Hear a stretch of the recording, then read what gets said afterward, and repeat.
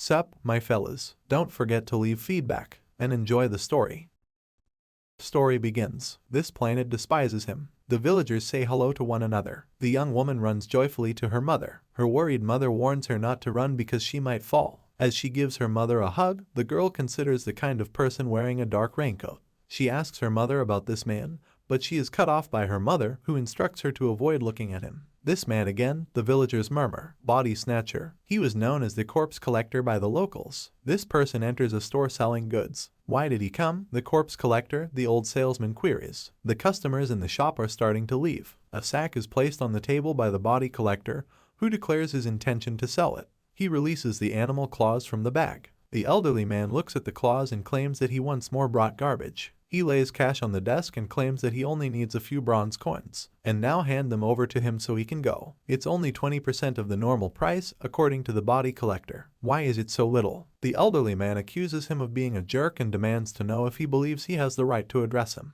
He is merely an unfortunate corpse collector. Everywhere people turn in this world, danger is waiting for them. Monsters. Adventurers, on the other hand, are those who pursue these monsters. High-ranking explorers mine pricey resources. They engage in daily monster combat. They level up as they vanquish monsters. A small difference in level has a significant impact on strength. The foundation of this world is level. The level of the corpse collector is one in such a cruel world. Alca is a first-level adventurer who goes by that name. He makes a stop in front of a bakery as he strolls through the market. Grandpa is asked if he would like some bread. Alca was recognized by the elderly man, who handed him the package. He claimed to have left him some bread that he was unable to sell. As usual, Alca speaks. Grandfather received the coins from him. He considers complaining to be sinful. He is asked by the elderly man if it is time for him to stop working as an adventurer. He might be able to find another career. Alca claims he is incapable. He is after all a notorious corpse collector. Nobody will employ him. He had always wanted to be an explorer, but he discovered the details of his Curse Zero experience when his dream materialized.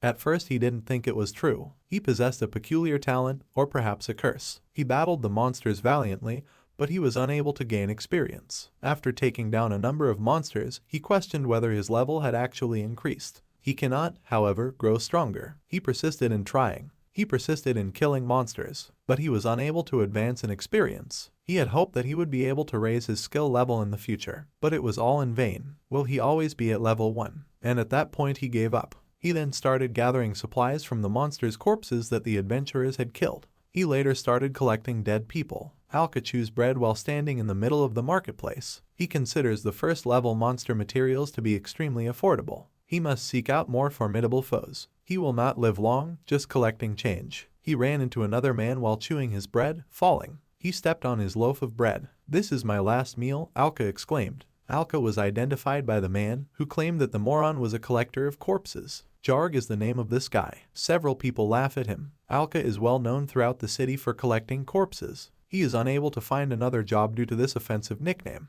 He wonders why this is happening to him as he looks at his crumpled piece of bread. He merely desired to pursue his dream. Despite their hatred for him, he is unable to stop looking for corpses. He will simply starve to death if he stops. Goblin Cave is home to mainly low-level monsters. Alca hopes he can discover something valuable. What is that smell? He wonders as he passes through the tunnel. It appears to be pretty rotten. He observed a large dragon's corpse in front of him. He was the source of the offensive odor. According to Alca, this dragon appears to be around level 200. He approaches the dragon's nearly decomposed body and advises against giving it any more thought at this time. He must gather the necessary materials in order to make a profit. Alca takes a large piece of rotting meat from the dragon's belly and remarks that at least that piece of meat is still there. It is an organ that some monsters possess. The rotten pouch is typically left alone because of the pungent fetid smell inside. Alca, however, doesn't mind the smell because he makes a living by searching through corpses. Don't frighten him in that way. He feels something inside the organ after probing it.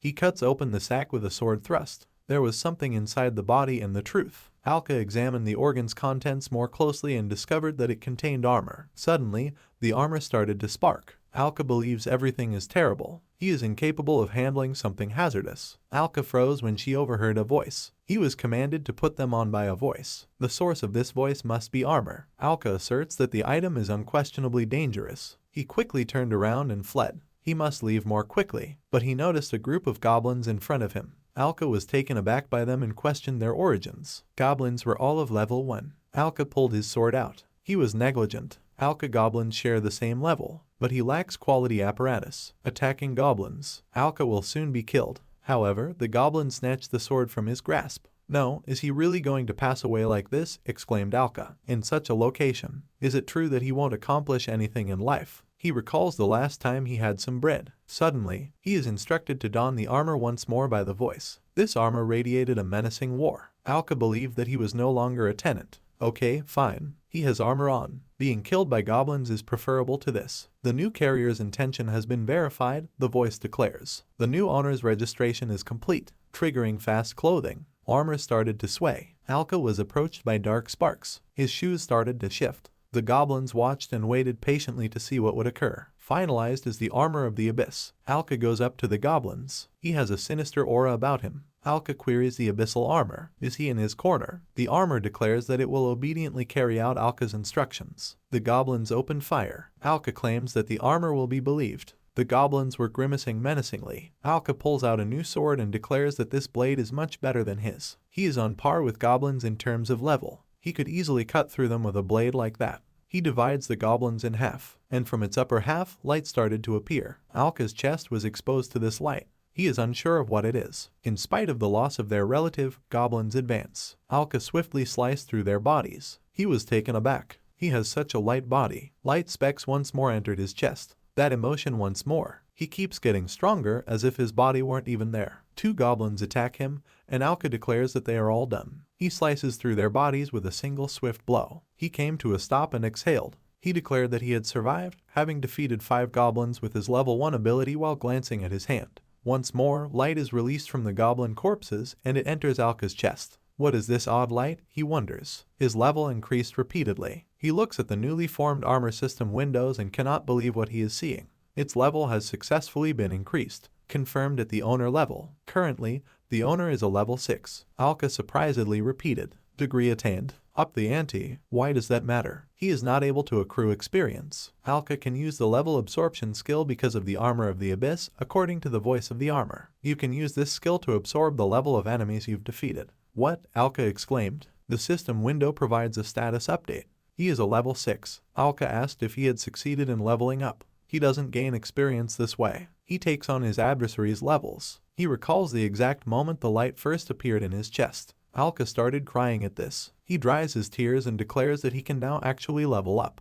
He quickly reached for his sword and declared that he had previously understood it. However, it appears that he has gotten even faster. He moves quickly through the tunnel and can now advance 5 levels to become stronger. He took a breath and turned to face the dead dragon. He covered his nose and complained about how bad it smelled. It doesn't matter. He was able to raise his level because of this dragon. The idea struck him. It turns out that he will grow stronger if he vanquishes every adversary in this cave. The armor would undoubtedly protect him from the monster's attacks. He had a strange feeling that if he uses it to the fullest, he'll kill all the goblins. Behind him, a huge shadow materialized. Alca muses over what this sensation is. In this cave, there shouldn't be any powerful goblins. When he turned around, he was shocked. A huge goblin holding a large cleaver stood in front of him. It was a goblin lord of level 35. At his feet, tiny goblins flitted around. Alca puzzledly inquired where the supreme goblin originated. He has to hurry out the door. Gnomes scale the dragon's body. Alca believed that the dragon's odor attracted the goblins. The voice of the armor issues a level 35 enemy warning. It is advised to leave right away. Alca is well aware of this but is unable to flee. Alca just about avoided the goblin lord's attack. The goblin attacked again before he could react. Alca attempted to block her with his sword but was thrown to the end of the tunnel by the goblin. The impact with the ground caused a crack to appear. Alca stood up and reflected on her monstrous power. Despite leveling up, he is still incredibly weak. Alca curses. He alone believes he was able to level up. His eyes are welling up with tears, and he feels like he's still so unlucky. In the tunnel, Alca is standing and leaning against the wall. He said he just about made it after catching his breath. And how is he going to leave at this point? The army of the Goblin Lord is manning the exit. He declares that he is still too weak after taking a look around the tunnel. Should he wait until the goblins leave in a secure location? A first-level goblin appeared out of the shadows abruptly. He sprang to attack Alca because he dislikes goblins so much. He was thrown against the wall after Alca grabbed hold of his head. The goblin slid down the wall gradually, leaving a bloody trail in his wake. Alca claims that in this world, level determines everything. Even a goblin of that caliber must recognize their differences. Just as he is aware of the distinction between himself and the Goblin Lord, The level has been absorbed, according to a voice. Confirmation of the level of the owner. 7th level is where we are right now. Alca suddenly realized that he can definitely level up right now. He will be able to defeat even the Goblin Lord if he keeps absorbing levels. He couldn't kill anyone before, but now everything is different. He must now kill in order to survive. After a short while, Alca had already started killing the little goblins quickly. One by one, goblins perished. One goblin collapsed to the ground and stared frightened at his executioner. Alca sliced him and his relative into pieces right away. His sword was covered in blood. The defeated goblins started to release light.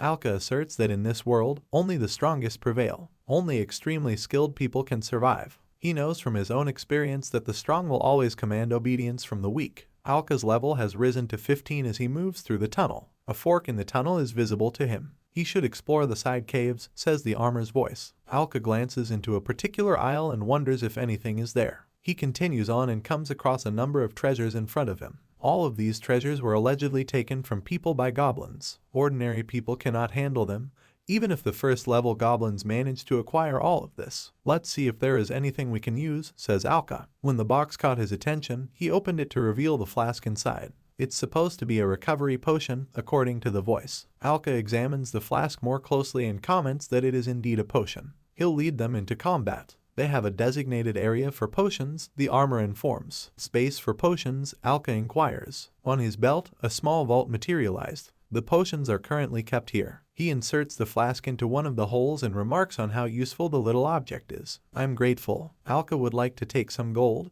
but doing so would hinder his combat.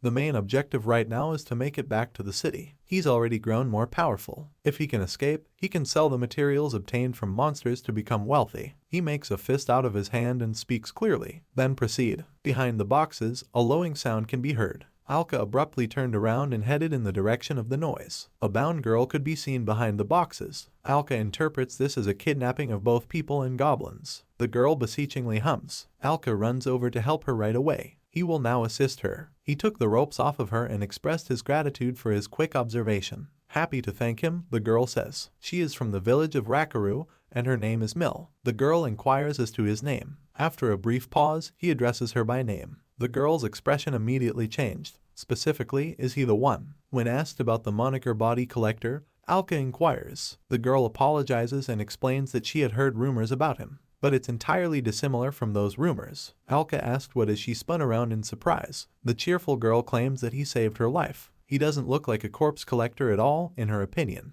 The girl beams broadly and declares that Alca is a role model for her. Alca has always aspired to be a hero who rescues people from peril. Mill removes the bag from the floor. She is instructed to follow Alca, who then drives her to the village. Mill asked what he said because she couldn't hear. Alca won't provide a response. He feels like he's letting quite a bit in, but he's content. Alca stops short as they continue to move through the tunnel. He orders Mill to spend some time hiding behind some rocks. She complied with him. Alca notices the approaching goblins. Moreover, there are a lot of them. Several goblins emerged from the tunnel's shadows. They are all obviously hostile. Alca estimated there were 20 goblins. He has 15 and they are all level 1. They had better get ready well because they will soon catch up to his level. But goblins open fire. Alca strikes out at multiple goblins at once. He prepares to attack by raising his sword. His power shines through in his eyes. The ground and the walls are covered in blood splatter. Levels of goblins flow to Alca. Level taken in. At once, Alca absorbs a few more levels. A second goblin assaults him. Alca claims that because of level absorption, he attacks more quickly. He avoids the goblin's attack while spotting more of them in the background. He leaps up and kicks downward to attack. His level just keeps rising.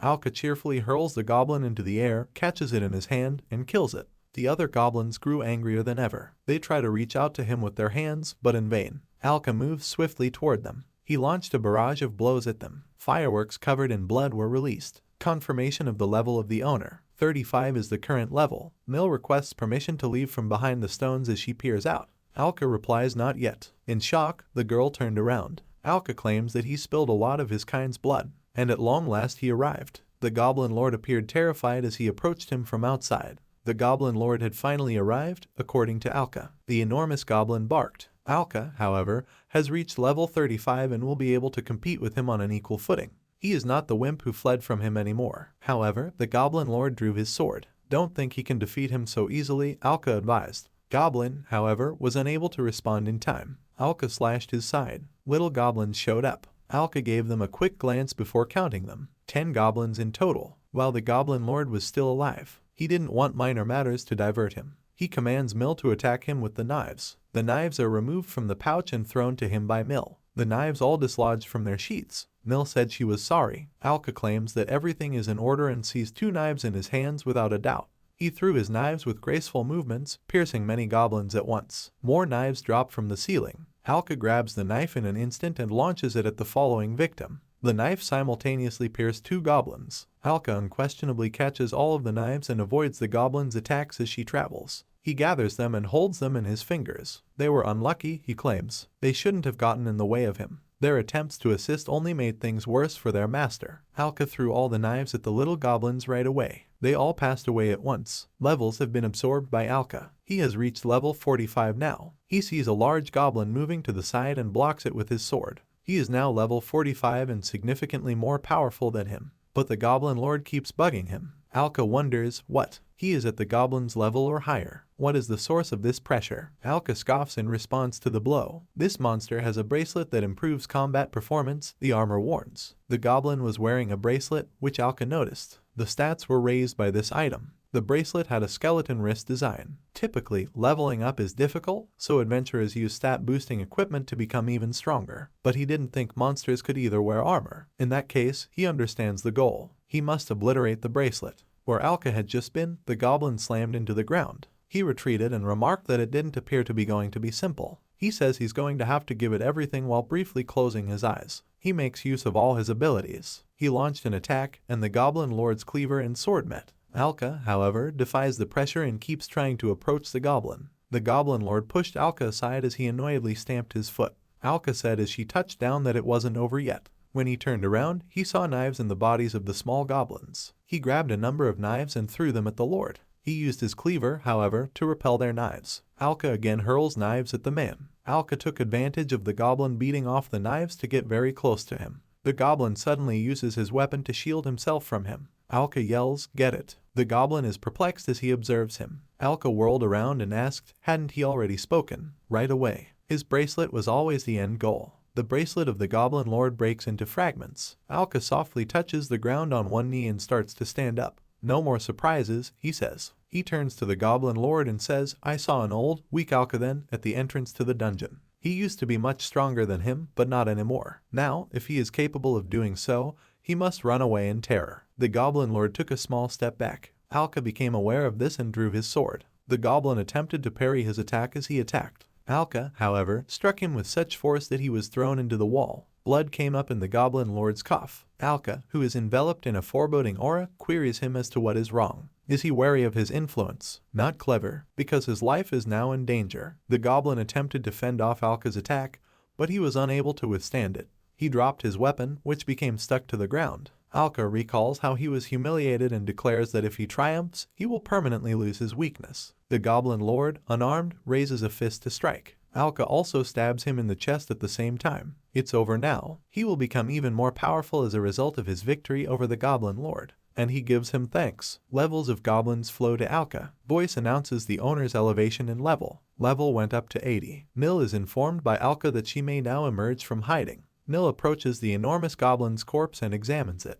She is taken aback that Alca managed to defeat the Goblin Lord. He is currently the most powerful explorer in this area. The most powerful, Alca queries. He cuts out the Lord's tooth while stooping over his head. It will make a suitable trophy. Obtain material, the great Goblin Lord's fang. Alca beams and remarks that he never imagined the day would come when he would obtain such an uncommon substance. Mill extends her hand to the man and tells him not to be concerned. She will transport the supplies. She stuffs the blade of the Goblin Lord, a cursed bone, and other precious things in her back. She is thanked by Alca for her assistance with the supplies. Mill assures him to be at ease because he saved her life. She finds it to be not difficult. What ought they to do with the body right away? Alca has already gathered all the desirable items. He no longer needed to hide, he reasoned. He only needed to go back to the community. However, if he left the goblins in their current state, they might once more abduct the village girls. Mill is asked to stay with him for a little while longer. What, in wonder, is asked. She's fine with it, but where are they going to go? Alca turns his head in her direction and threatens to stop further kidnappings. He'll exterminate every goblin in this cave. There has been a delay. It's time to return, he says. They carry material-filled sacks on their backs as they move through the village.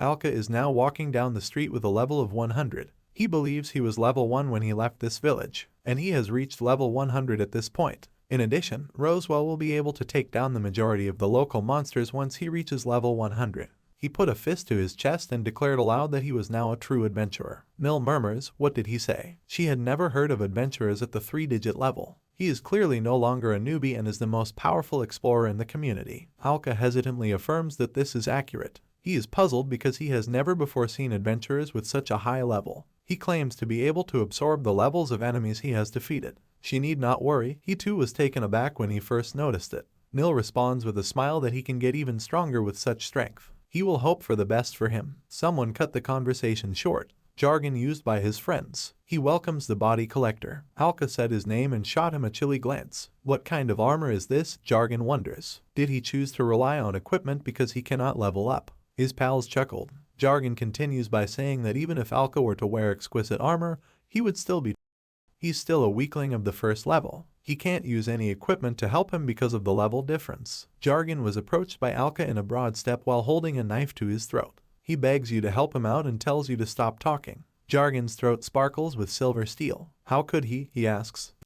As soon as he kicks it, Alca bounces off. Jargon warns him against acting haughtily. Corpse collector. He wanted to fight back, so he raised his sword. His sword was in the air in a short while. Jargon asked in shock, how is this possible? This is improbable. His sword struck the ground with a clang. The allies of Jargon are prepared to attack Alca. He turned to them and inquired as to their desire to follow. They pulled back and shuddered. Jargon is awed by Alca's strength. His level is 20. How could he drop to a top-tier opponent? Level 20, Alca inquires. He is indeed frail. He is considerably less powerful than him. A friend of Jargon suggests that Jargon check the ARG level in the system window. Jargon assesses his level before expressing surprise at the system window. He cannot believe what he is seeing. 100 level. Obviously a joke, then. He raises his head to ask. But what kind of monster is Alca if that's the case? Alca murmurs, first a collector of corpses, with a wary sigh. He is the most common adventurer, though he is now a monster. However, Jargon and his friends disappeared.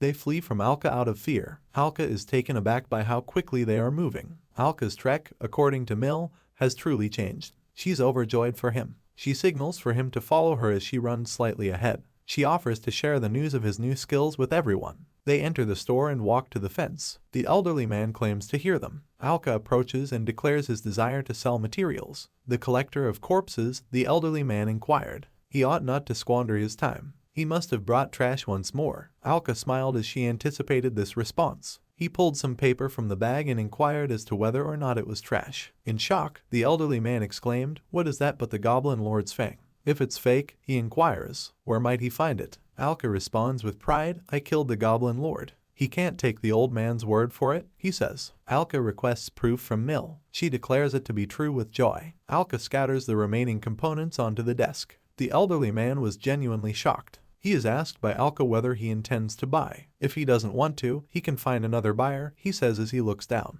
The elderly man quickly announced that he would purchase everything. Why would he reject such priceless materials? Alca chuckles and hopes he finds them amusing. They eventually hit the market. Alca approaches his favorite store and requests that Grandpa take a look. Darling looks in his general direction, discovers a collection of gold coins in his bag. He queries where he got so much cash in astonishment. Just unbelievable. Alca claims that he finally succeeded in taking down a powerful foe. Grandfather praises him for doing so. Alca gave a timid smile. Grandfather gave him a hug. He is crying and his eyes are wet. How ecstatic he is about him. He is overjoyed. At the main gate, shouts could be heard suddenly. Grandpa and Mom are asked to wait for Alca here. The werewolves destroyed the fences. Alca attacked the monster while one of them went after the girl. He inquires about the girl's well-being. She's fine, the girl responds hesitantly. Alca questioned what the monsters were as she regarded them. Forget it. Alca pulls his sword from the scabbard and reprimands them for entering the village today. They will stop there. Every werewolf was a level 8. Alca believes it would be impossible for such a pack of werewolves to enter the community. The locals are yelling and terrified, frantically dialing Jarg and his crew. To where did they all vanish? Alca recalled how he fled from him out of fear. Evidently, he will be held accountable. He was chosen to be attacked by a werewolf. Alca dodged, believing them to be level 8. He is not in any danger from them. Werewolves prey on locals. Alca observed and recollected that there are numerous people present. He must remember them. They are going to be killed if he does nothing. When the wolf was about to attack the man, Alca stepped in to stop it. He quickly spun around and drew his sword up to the werewolf's head. He queries whether the man is hurt. He thanks him and responds that he is not hurt. Is he a body collector? He queries. Alca asserts whatever he pleases, citing his current workload as evidence. Even though they refer to him as a body collector, he can't, however, let them perish. The inhabitants wondered if the corpse collector was saving them as Alca launched a series of attacks. Alca rushes to the final werewolf and declares victory. He cuts a hole in the monster's stomach and begins to absorb levels. The owner's level is being determined according to the armor. He gains level 172, which is his new level. Alca questioned if he had reached level 72. There were, however, 10 monsters. He should have gained 80 levels if he had defeated them. Has he missed one, then? A werewolf is perched on the building's roof and is prepared to leap onto a young girl who is nearby. Despite Alca's best efforts, the monster is already very close to her. Even with such a high level, Alca is numb. He won't be able to save everyone. The girl became aware of activity above her head. She will soon be dismembered by the werewolf. Alca is unable to accept this. Perhaps hurl a sword at him. There won't be another chance. But it's better to take a chance now than regret later. The sword's blade pierced the werewolf's body as he threw it. He flew into the wall due to the force of the impact. When Alca approaches the girl, she beams at him with joy. This brother is a morgue collector. He came to save them, right? Alca echoes her sentiments and declares that she is fine. The young woman thanks you while laughing. Alca walked away as he waved to them both. He's overjoyed that he was able to save her. He scanned the area. The locals gathered around him. They are speaking with the corpse collector. The guy turns to him and says, Alca believes that their dissatisfaction with that was to be expected, that a corpse collector saved them. The man approached him with a message. Alca, however, interrupted him and told him he had to leave. They don't want to see a body collector's face, do they? He is asked to wait by locals. Alca asks while turning around. They express gratitude to him. Did Alca come on? The locals give him praise for saving them. No one was hurt because of him. He was prepared to give his life in order to save them. They sincerely appreciate him. Alca is lost. He is at a loss for words. He is approached by the girl's mother, whom he has helped. His mother expresses gratitude for sparing her daughter's life, and she knelt before him. Let her raise her head, Alca says. He only wanted to assist them, so he did. Just that. He used to rob dead people of their treasure, and nothing will alter this. He now has the ability to assist others, though. He will now embark on an adventure while helping others, so let them take care of him as well. He says he will be incredibly grateful to them for this as he departs under the sun. At this time, he transformed from a pitiful collector of corpses to a hero who averted the village's destruction. Villagers go about their daily lives the following day. Alca is caught up with by Mill as she runs down the street. She greets him in the morning. Is that you? He asks as he turns around. She looks him over and inquires about his armor. Alca queries whether she is referring to the Abyssal armor. On it, they are. As soon as he snaps his finger, armor covers him. He discovered in the morning that he had complete freedom over when to wear and remove his armor. Cool, says Mill with a gratifying clap. Alca claims that he was finally able to become a true adventurer as a result of this armor. He's happy that the armor was in that cave. However, why was a dragon's corpse in the goblin cave? But what does it really matter? Someone else is screaming louder at the same time. They need to get away from him quicker, says Jarg as he runs through the goblin cave near the dragon's corpse. His pals are hardly moving. Jarg is requested to assist the girl. She ran out of time to complete, and blood was spilled. Jarg gives her a horrified stare. He turns around and expresses confusion over what a monster like him is doing in this place. The creature resembled an eyeball. He turned to face Jarg as spark erupted all around him. Is this really the end? Jarg questioned as he sat down. The creature in the depths of the night sparkled and shot Jarg a sizzling beam of light. Alca felt something at this time and looked around. What happened just now? Jarg and his group were pursuing the Cyclops at the time. Jarg flees while cursing. They came close to killing him. He orders his two companions to take a brief jog. She was a level 16 girl. Moreover, he was a level 17. Running into the cave, the Cyclops. The men are giggling. A Cyclops appears to have entered this area. According to Jarg, they received a sizable fine because they weren't present when the werewolves attacked the village. Therefore, this prey must never be missed. The Cyclops staggers through the cave. He raised his head and inhaled enticing aroma. He discovered a dragon's corpse after following the scent trail. The Cyclops opened his mouth to show fangs and rolled his single eye. Jarg is followed by his team. The Cyclops, according to Jarg, must be farther away. At once, they all came to a stop and smelled it. Jarg queries the source of the odor. He will now throw up. Do the guys see it? He inquires. They witness a Cyclops consuming a dragon's corpse. The Cyclops appear to go crazy. He ripped off chunks of meat from the corpse and devoured them with greed. Jarg, a friend, claims there is a problem. Drool was coming out of the Cyclops' mouth as the leather on his spokes started to tear. At such a sight, Jarg trembled and questioned whether they were joking. Alca declares that everything is exactly as he anticipated while standing in the middle of the forest in the present. Not only did he feel strange, but also somewhat out of the ordinary. He appears to be related to this location in some way. He shivered and asked, What's wrong? He wonders. As he moves further into the cave, he notices that the odor is becoming more overpowering. A dragon's corpse ought to be lying there. But Alca didn't see what he had anticipated at all. A winged Cyclops in front was holding his friend Jarg by the head. Alca was discovered by the Cyclops, who threw the body away like a toy. Cyclops loomed over Alca with menacing intent. Alca believes he exudes a very ominous aura. Such demons are unknown to him. I don't care, he has reached level 180. It is impossible to lose on this level. The Cyclops must first launch an attack before moving. The armor issues a level difference alert that is too great. It is advised to refrain from fighting. Alca turns her head away in shock, and the Cyclops then strikes him with his fist. Alca also spewed saliva. He crashed to the ground and let go of his sword. He wonders why his entire body is shaking. He should check the enemy's status, the armor advises. Alca sees a system window in front of him. He cannot believe what he is seeing. Level 200 has the Abyss Cyclops. He's at such a high level, Alca exclaimed. The Cyclops' eye suddenly turns from red to yellow. The body armor issues a warning that a concentration of potent energy has been found near the head. It purchases to withdraw right away. Alca, however, lacks the energy to stand up. The armor adamantly commands you to flee right away. Alca can't stand up because his body won't obey him. He grit his teeth and declared that if he didn't take action, he was done. The Cyclops attack countdown is initiated by the armor. Will Alca pass away? Before the attack, there are 5 seconds. Alca tries to stand up while leaning on his sword. 3 seconds remain. Alca stood up after squatting. Just a second remain. A fiery beam of light rushed from the Cyclops' eye. Despite having trouble controlling his body, Alca managed to dodge. His eyes gradually closed as he hit the wall. He becomes unconscious. The Cyclops turned to face the body that was leaning against the cave wall before leaving. Alca opened his eyes and inquired about the situation. According to the armor, the enemy has emerged from the cave. Alca stands up and says that he was definitely wrong even though he was close to her. Perhaps he thought the owner was a dead man.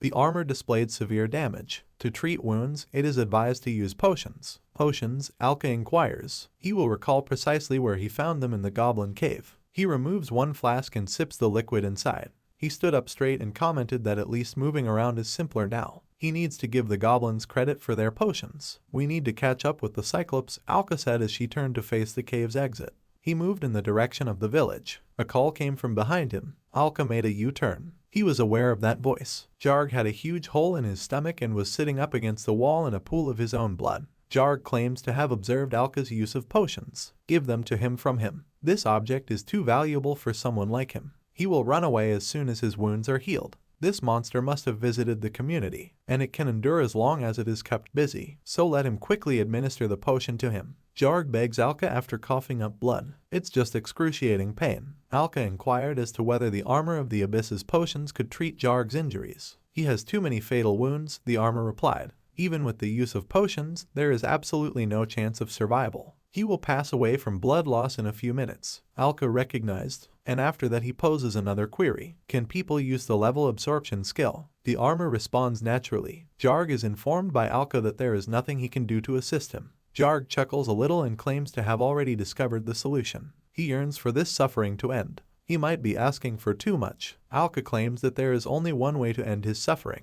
Jarg chuckles and claims hoarsely that he is not illiterate and is aware of everything. Don't stop him, body collector. He asks to be killed while raising his dejected gaze. Alca claims that he has actually hated him for the entire time. He will now miss him, though. No more pain after one strong blow. The level has been used up. Level 200 was attained by the owner. The Cyclops is currently making his way through the forest's undergrowth. His crimson eye caught the houses, roared the Cyclops. Then, over his head, a spark could be seen. Alca discovered him. He cut his wrist in one blow. Cyclops grabbed his hand, which was dripping with blood like a waterfall. He was forced to the floor on one knee by the pain. Alca charged toward him. Due to this force, the earth split. He requests the Cyclops' pardon. He will have to take his own life. The Cyclops was able to defend himself with his hands when Alca attacked. Alca says he will give him one piece of advice while pointing his sword in his direction. He ought to eliminate his adversaries. They are now on the same level because he chose not to, so I let him see. Alca asks if they can begin right away as his eyes light up, and he neglected to add that he ought to exercise more caution. Despite his hatred for Jarg, he was forced to use his own hands to end his friendship. Thus, he is currently overcome with rage. Alca deflected the Cyclops' blow after he charged and missed. He pushed away from him after leaping onto his shoulder. He cut his back with the sword he had raised. He attempted to remove the wings, but they were more durable. Alca yelled that he wouldn't allow the Cyclops' eye to retaliate as its power grew. The Cyclops' eye changed right away. Alca realized it was a ruse, but the Cyclops kicked and it was too late. Alca improved a little. The Cyclops threw the tree's roots into a lava-like substance after uprooting it. He struck the wall and sustained numerous injuries. Why can't he defeat him despite the fact that their levels are equal? He pulls out a potion and believes the Cyclops also played a trick on him. A splinter that. He takes the potion and declares that it is over. He stood up and moved in the direction of the Cyclops. The armor issues a severe energy buildup alert.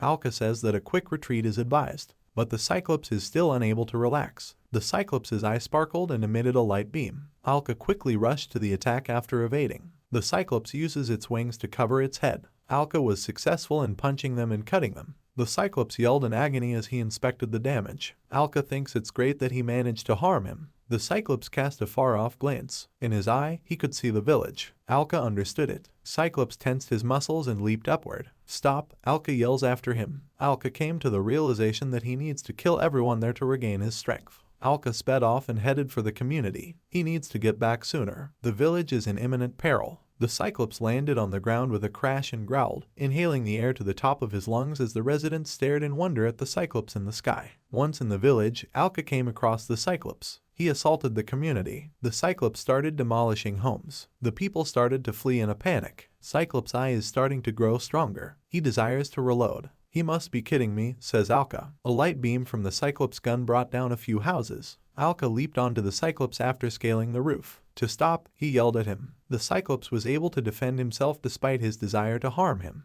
Alca landed and walked backwards. Cyclops got ready to leap. Alca leaped and moved in front of him. He was attacked by him as he raised his sword. Cyclops was able to respond and use his hand to shield his eye. Alca ran away from him and drew his sword once more. That's not all, he claims. He will undoubtedly spare his community. Could he already give up or finally pass away? The Cyclops prepared a shot before firing. Alca was almost pierced by the light beam. He saw a fist coming his way but did not have time to dodge it. As a result, he was struck and fell to the very bottom of the ground. Cyclops continued, starting from the roofs. Alca, who is lying on the ground, indicates that he is still working. He stood up and declared that only he was capable of vanquishing such a strong demon. In order to persevere, that's it, the grandfather declares while seated at his counter. A Cyclops is standing before him. Thug, as my grandfather put it. The Cyclops barked, but grandfather said nothing. This is a small village, he claims. Even if he flees, they will eventually find him. The grandfather is examined by the Cyclops. Grandpa claims that in this situation,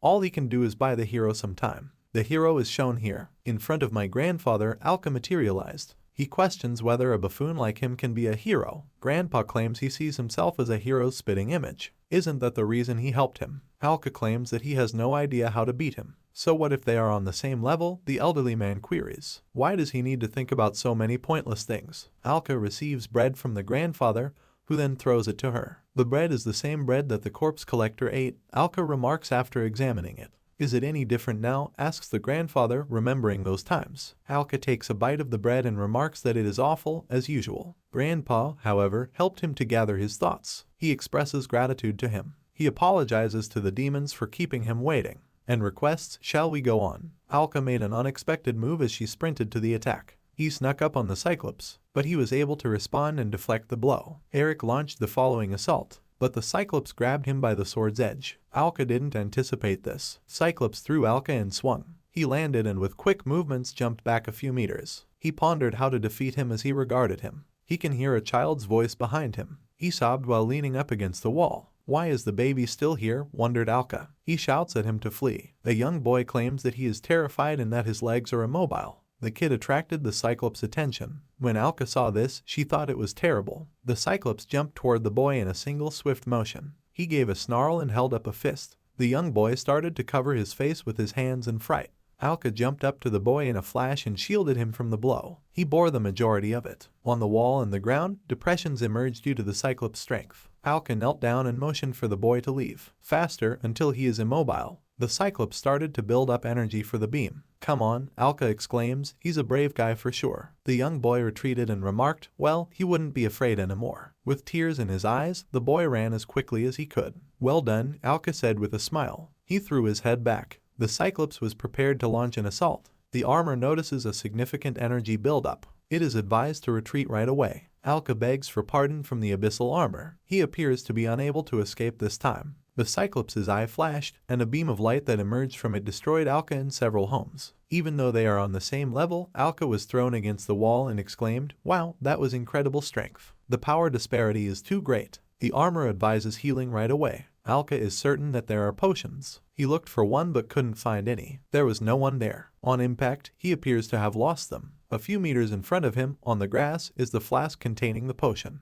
Alca quickly said while extending a shaking hand, "He must recover." His hand fell and his eyes began to roll back. Alca discovered himself in his subconscious. Where is he? He queries. The village was destroyed as a result. He asks someone to assist him as he extends his hand toward the light. Someone gives him a potion to drink. When he opens his eyes, he assumes it to be a potion. He was given a potion to drink by a girl. He woke up, and the girl saw it. Who is she? Wonders Alca. She introduces herself as Lyra. She wants to defend the community because she was born and raised there. She is a typical village young lady. Cyclops roared in protest. Lyra advises him to rejoin the battle more quickly. In reality, she saw him fight to defend this village, she says as she turns to face him. Everyone wants to keep this village safe. Despite everything, they owe him a huge debt of gratitude. She stands up and motions for him to come on while holding out her hand. "Alca, let's leave this place now. He's the only person in the village who can defeat this monster," according to Alca. Lyra claims that is the cause. Alca asks, surprised, "What?" She puts her hair behind her ear and says if he loses to this monster, then nothing will save the village. Some houses in the village have already been destroyed.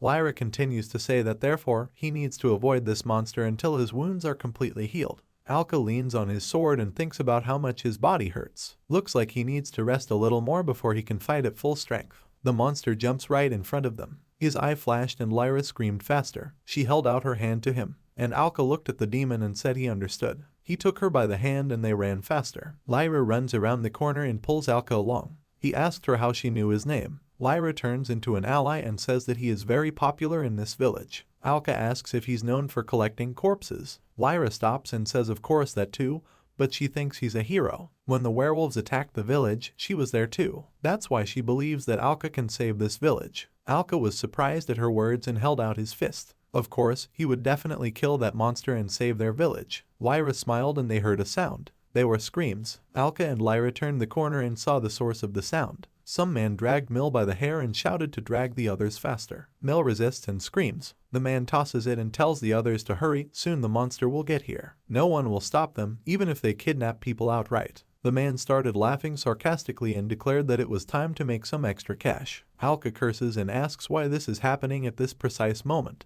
The other kidnaps her while giggling and ordering them to take whatever they can. Lyra has an unhuman voice. Lyra experienced a sudden sensation. Alca promises to deal with them and to permit the visitor to stay here for a while. When Alca turns to face her, she can see how the man pressed Lyra against him and made a knife threat. Alca didn't even pay attention to his approach. He screamed her name in anguish. The bald man advises Alca to put down his weapon if he doesn't want this girl to suffer any harm. Alca claims he comprehended. They seek out other thieves. "Who is it?" demands one of the thieves. He claimed that they don't want men. I could see Lyra behind Alca. She is extremely attractive, the bandit claims. He is sure they can get a lot for it when they sell it. Alca queries how they have the gall to carry out this action while the village is at risk. The bandit claims that they are unconcerned with the fate of the village. They originally came here to rob the village. They are fortunate that they spared all of them. Alca refers to them as freaks. The robber claims that he is very frightening.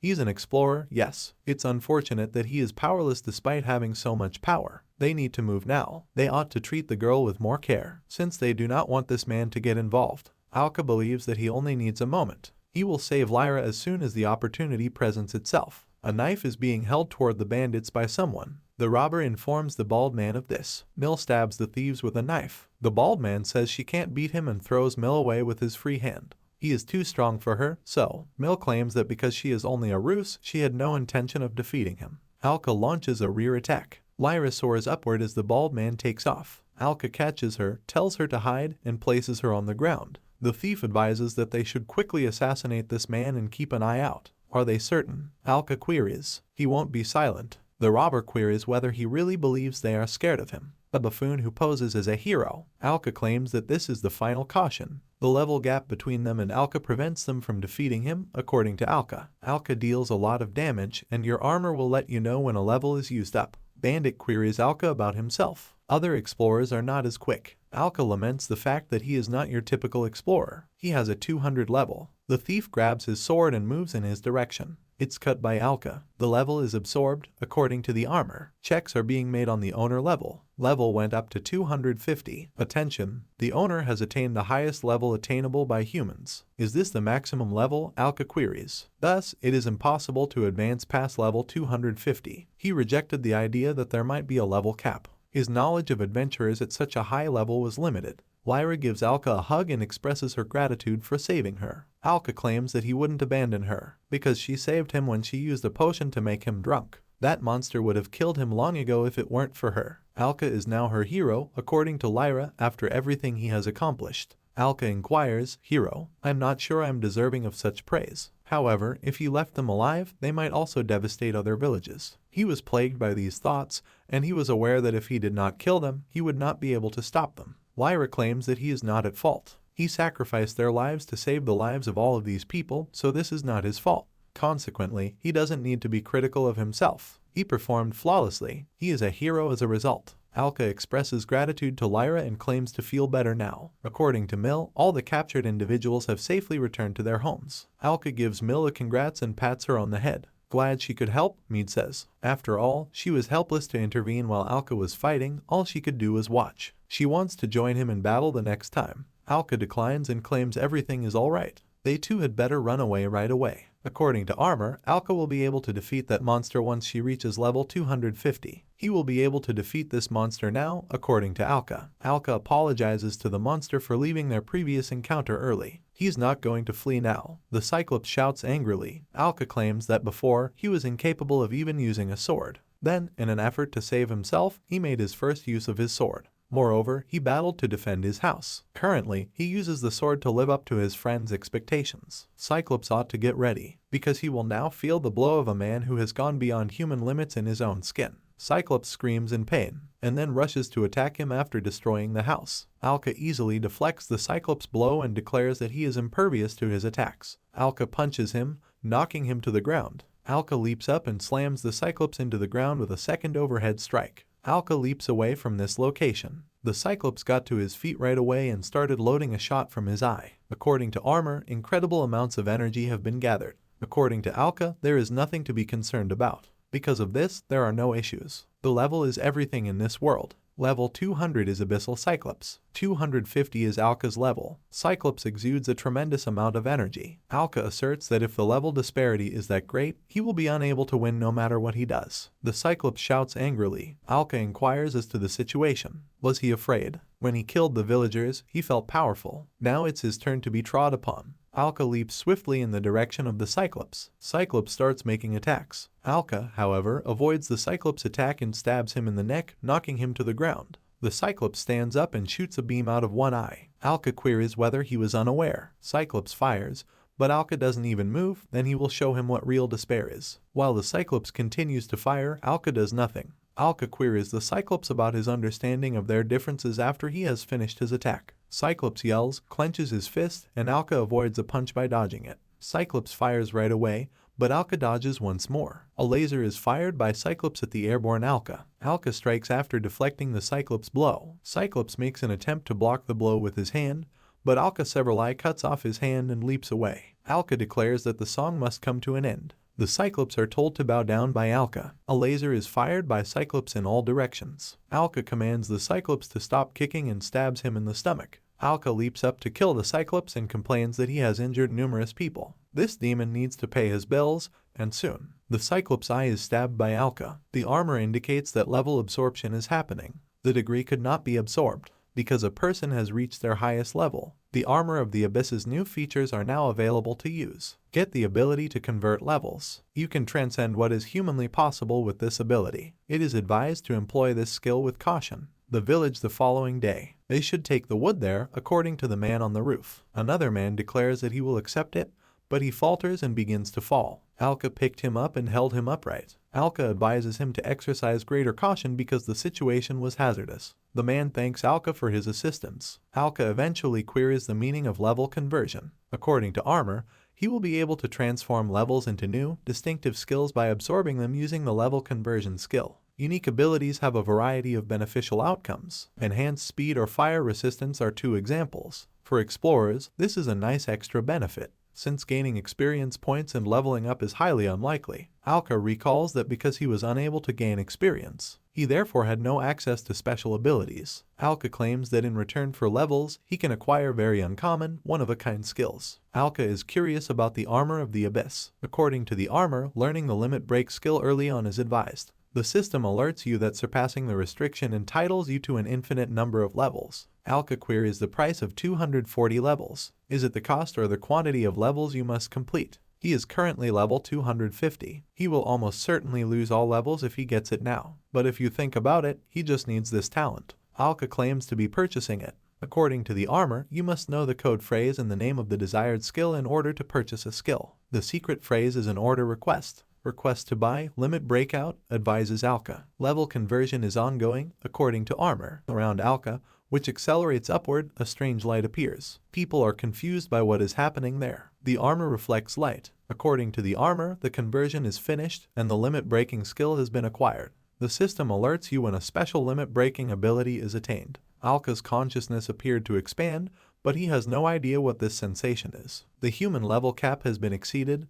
The armor informs the wearer. Alca inquires, is superior to man then, since she is now a being that is superior to man. But until recently, he was a body collector. He came a very long way indeed. The visitor to the community claims to have traveled a great distance and that the monster has already been vanquished. He simply lost his time. By the way, is the explorer who vanquished that demon still living in the community? As of right now, the armor indicates that the wearer has received the maximum level boost, 200 levels pending absorption. Alca claims that he was unable to absorb the Cyclops level at the time. Now at level 210 is Alca. Alca claims that despite having spent nearly all of the levels leveling up, he can now easily combat the monsters. Alca must acquire as many special skills as she can because they are very valuable. He will surpass all other adventurers in strength if he can acquire as many of them as possible. He must consider his next course of action. Alca receives a call from Lyra and a hug. Lyra claims that she looked all over for him. Chaos erupted in the village following yesterday's monster defeat, and she was unable to locate him. Alca apologizes and claims that yesterday he assisted the locals in putting out a fire. Lyra was reportedly very concerned for both she and him, according to Mill. Alca says he's happy they're all right. Lyra acknowledges his role in it all and expresses her gratitude to him for it. Lyra gives Alca a cheek kiss and explains that she is just grateful. Lyra confesses her love for Alca. Lyra fled while blushing. At this, Mill chuckles. It appears that spring has finally arrived in Alca, according to an elderly man. Alca claims that he was completely ignored. The two of them are forced to leave by Alca. Alca believes that he has never before dreamed of falling in love. Now, what should he do? A few days later, adventurers arrive at the village, and Armor advises Alca to act like a man. Some claim they appear to be present. Are they already too late? It's more like a wasteland. A different man queries whether a different monster struck the village. The village would have been completely destroyed if it had been a fire dragon. The green-haired man claims to be correct. In any case, they ought to inquire about the attack from the locals. They must stop this dragon from attacking no matter what happens. They have to leave. All explorers concur with him. In the cave at this moment, a dragon awoke. Strange creatures are attacked with knives. Unusual animals doze off and drop.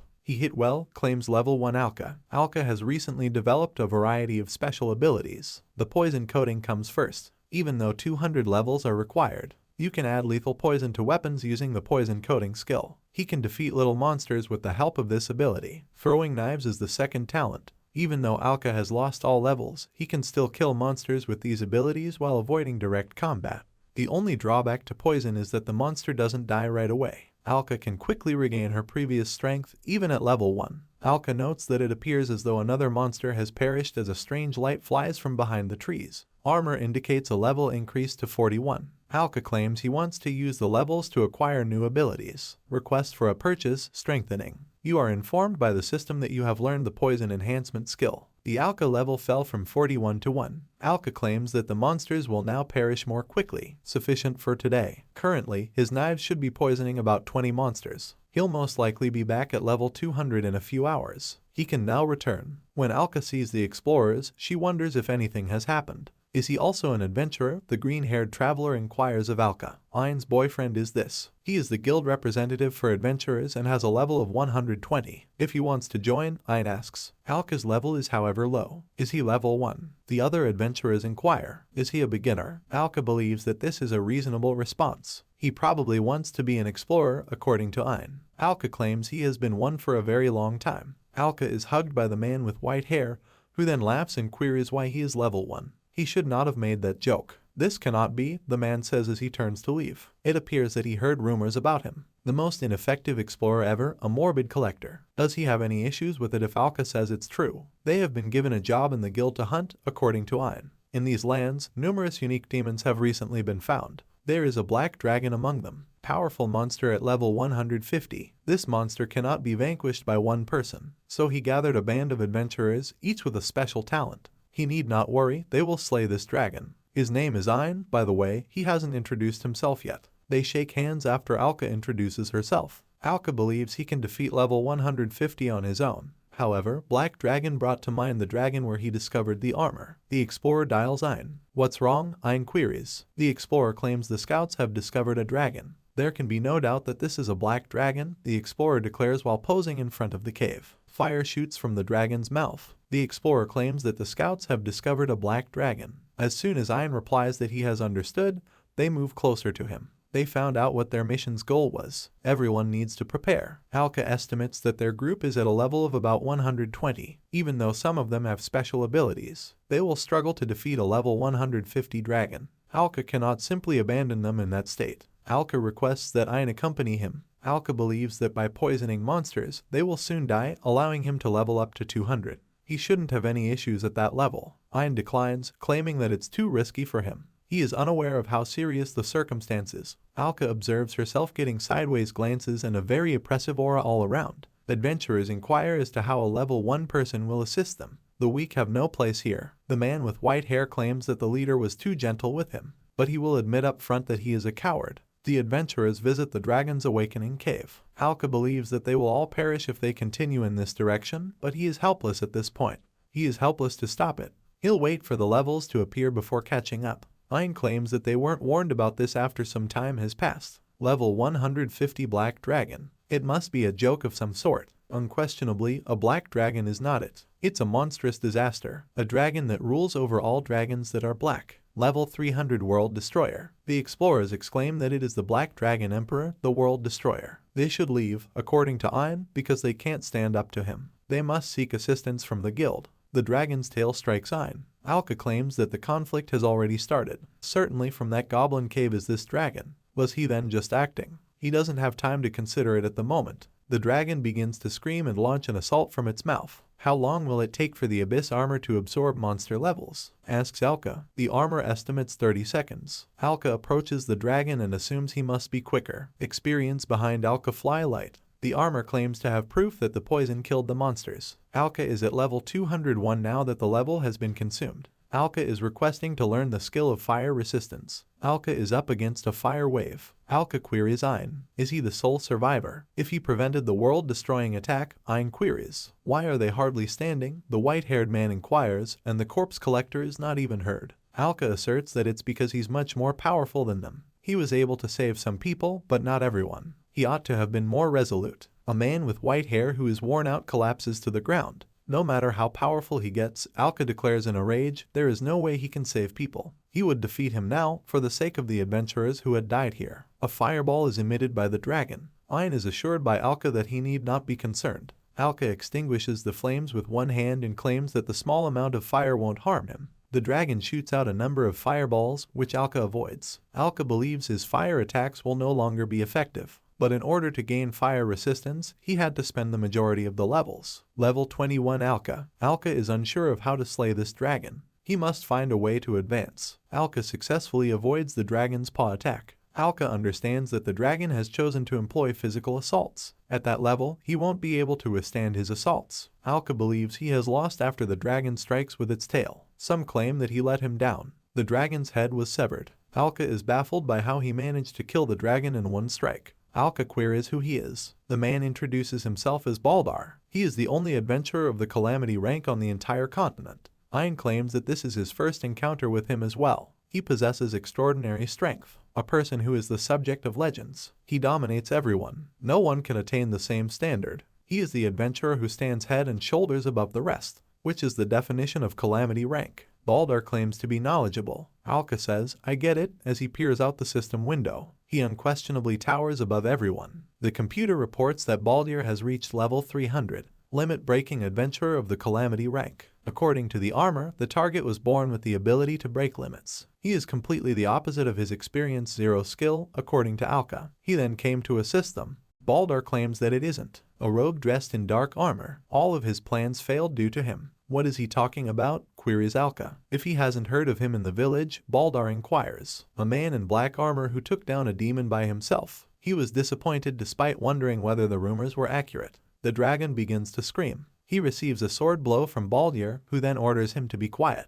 If he cannot see that they are conversing, Baldar inquires. Did they know that until its magical core was destroyed, the destroyer of worlds would keep regenerating? He previously killed him in a goblin-filled cave. If he is his, Alca queries. However, according to Baldar, he didn't kill the core, rather, he just left it to perish in that cave. The creature that devoured his flesh quickly changed and became even more vicious. The destroyer of worlds is too powerful to leave any evidence of the village behind. That one-eyed monster was ideal because he needed one that was weaker. They are most likely wondering why he did it. The first step is to unleash the monster on the village, kill it, and become a hero. Step 2, get stronger and kill that lizard once more. He would have gotten unlimited power as a result. Moreover, he would have achieved worldwide fame. He had it all planned out, but this freak in the black armor ruined it. If he allowed the monster to attack the village for such a trivial matter, Alca wonders. This moron is told by Baldar that in order to succeed as an adventurer, he needs fame, wealth, and women. He can live however he wants if he has the power. He is a real according to Alca. Many citizens and brave explorers perished as a result of their desires. Did he give it even a fleeting thought? Alca requests the Abyssal armor to lend him its power. Time to bring one conceited freak back to reality. Baldar chuckles and asks if he wants to be disciplined. This non-entity shouldn't think too highly of himself. Baldar exudes an aura that has a potent impact. Alca believes he is a level 300. He won't have a chance if they start fighting right away. The dragon's center, though, is now exposed. The armor will be able to absorb his level if he manages to destroy it. Alca inquires with the armor about learning a ranged attack skill right away. The armor indicates that a search is ongoing. There are a couple of seconds left to finish. While already prepared to give up, Baldar queries why he got up. After striking, Baldar informs the moron that it is too late to plead for mercy. Baldar lunges at us, but Alca and I parry. Calamity rank means that he is so strong that he overwhelms Alca. He must have gone crazy, claims Baldar. It's over now. Alca believes he will pass away if this keeps happening. The search has ended, according to the armor. Developing your knowledge of small grenades is advised. The weapon has a small amount of explosive power thanks to the small grenade skill. 20 levels in cost. Alca queries how it will benefit him. If he tries to explode his sword, he won't be able to destroy the core. Armor claims that it won't be required. Using poison knives to level up is advised. If he can still stand, Baldar inquires. What else can he do? He is unable to even properly stand. Alca requests to learn how to use small grenades. Baldar queries his activity. Alca pulls out a pair of throwing knives and declares that everything is about to change. Is there poison on the knives? Asks Baldar. He reflects the knives with a swing of the sword and inquires as to what kind of childish game this is. If they have not achieved their goal, what is the point of them? Alca speculates that they might not harm him, but he wasn't shooting at him. Alca gives the order to blow up the dragon's core as Baldar turns to face it. Alca claims that the destroyer of worlds is finished with this. Experience-laden light flies from the dragon's head. What is this light? Baldar wonders. The level is absorbed, according to the armor. The level of the owner has gone up. They cross swords as Alca moves quickly toward Baldar. Baldar queries what transpired. His level is only 21. As per Alca, he did. But he is now level 301. He appears to understand, according to Baldar. He was perplexed as to how he had managed to subdue that monster. All due to this talent. Baldar kicks Alca, sending him a few meters back. Baldar warns this freak not to make jokes around him. It only goes up one level. Does he really believe he is capable of defeating a Calamity rank adventurer with a wealth of combat knowledge? Alca is rushed over by Baldar, who assures her that this won't happen. Alca avoids the blow and then powerfully strikes from behind Baldar. Alca queries what knowledge. He's a greedy, cocky freak who will always win. Baldar exudes energy while claiming to have strong armor. He says all kinds of absurd things, even though it would be best for him to remain silent. Baldar activates the special ability of Blood God Manifestation. When Baldar screams, lightning strikes him. Baldar is surrounded by energy as he repeatedly utters the word strength. Baldar declares that he is unable to flee. Alca believes that if he doesn't avoid the blow, he is doomed. Is the Blood God truly capable of that? The skill he noticed on the list is one of a kind and can only be employed once. The Blood God's manifestation raises the owner's level. Its price is 1. Alca asks to make a purchase. Baldar attacks and declares that he is powerless. Ein repels this attack, but is then thrown back a few steps. If only Baldar had dealt with the destroyer right away, says Ein to Alca, then none of his friends would have perished. So he begs to exact revenge on his friends. Alca consents and asks to learn the Black Armor Curse talent. Baldar uses powerful blows. Alca is informed by the armor that this skill can only be employed once. He must approve the request for the purchase. Alca attests. The skill cost is a number between 1 and infinite.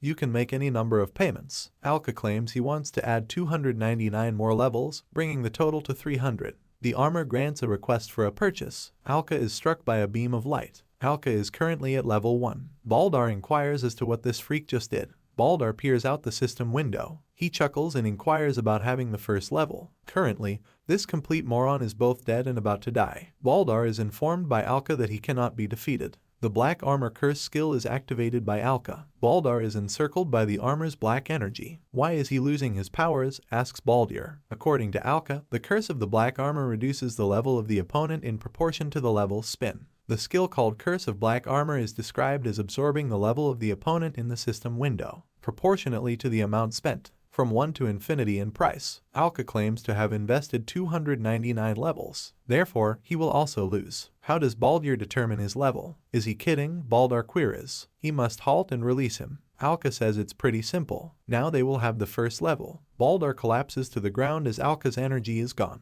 It's impossible, according to Baldar. He doesn't believe in it. He is level 1 in reality. Baldar tells this freak that he lowered his level and now he's having fun. Right? He has a Calamity rank adventurer even with level 1. He can easily crush him. Alca strikes and says that recently, in the village of Rakura, there lived a man who was called a corpse collector. Due to his skill, he couldn't gain experience and couldn't level up. Baldar tells him to be quiet and stabs him. Alca says that the corpse collector has always had the first level. However, now he is invincible. After all he's been through, he knows best how to win at the first level. Baldar tells this freak that it's not over yet. Alca says it's already over, and it's clear which of them won. Baldar runs to Alca and screams. Alca says that he seems to have lost his sober assessment of the situation. Alca knocks the sword out of Baldar's hands and says it's over. Alca quickly delivers many blows and Baldar falls. Ein runs to Alca and thanks him for being able to avenge everyone. Alca says Ein shouldn't thank him because he would never forgive him. So, he would have defeated him without Ein's request. Additionally, he refuses to concede defeat.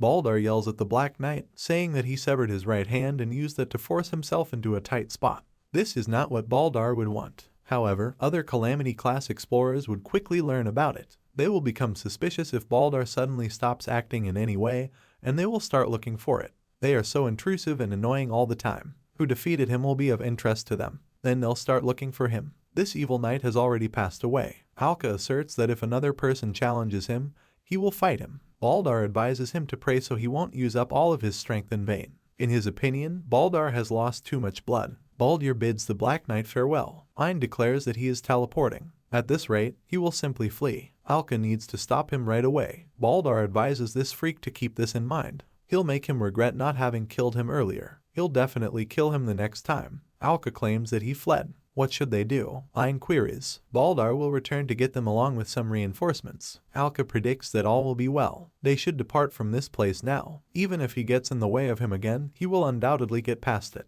Ein admits that he depends on Alca. Alca claims that they also suffered a number of casualties in this conflict. He must report the casualties, according to Ein. Alca informs Ein of some requests for them. Will he give him any ear? Ein later queries Alca about his certainty. Alca concurs and asserts that he has made all of his decisions. They arrived in the community. Ein claims that he was prepared for any extraordinary request when he decided to ask a powerful adventurer like him for a favor, but he merely requested to be taken to a different city. However, he is adept at surprising. Alca claims that he actually wants to keep protecting this village and assisting its citizens. However, the adventurers in the Calamity class had become interested in him. If he stays here, people like Baldar will eventually find him. He wanted to protect them from such a danger. Ein claims to comprehend him. He therefore made the choice to hear through to the end of his request. They defeated the world-destroying force. The guild had already been informed of the losses and Alca. This is a communication tool in Ein's hands as a magical communicator. Ein claims that since he will be leaving this village, he requested the sending of a few adventurers to guard the community. It will be safe here for a while. Ein, Alca thanks you. They will watch this happen and then flee. Alca remarks that it's a day off after spotting the closed sign. Ein inquires about his desire to bid someone farewell. What method will they use? He is free to concur and adjust the departure date.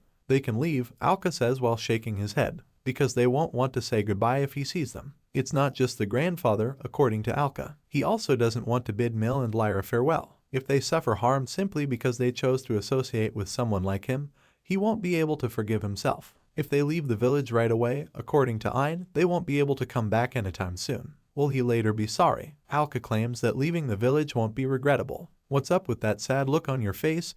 The old man calls out to Alca. In any case, he was about to leave. He unintentionally learned that he was traveling, so he made the decision to bake bread for him while he was on the road. Alca expresses regret for leaving the village so hastily. Alca is asked to smile by the old man. He must have a good reason for leaving the village if he made the decision to do so. He is an explorer, and he has been keeping an eye on him throughout his entire journey. He ought to at least allow him to bid him farewell while beaming. Alca informs the elderly man that he must go. Alca agrees, pulls out, and bites off the bread as Ein says that the old man is a good man as they leave the village. Ein inquires as to the flavor of the bread. Alca gushes about how delicious it is. They will depart then, according to Ein. They will start by investigating the city in which the guild he works for is situated. To the city of Darham, home of the Adventurers Guild's southern headquarters. Alca then left the town of Rakuru behind. Alca and Ein saw some level 1 goblins and a level 5 goblin leader while traveling.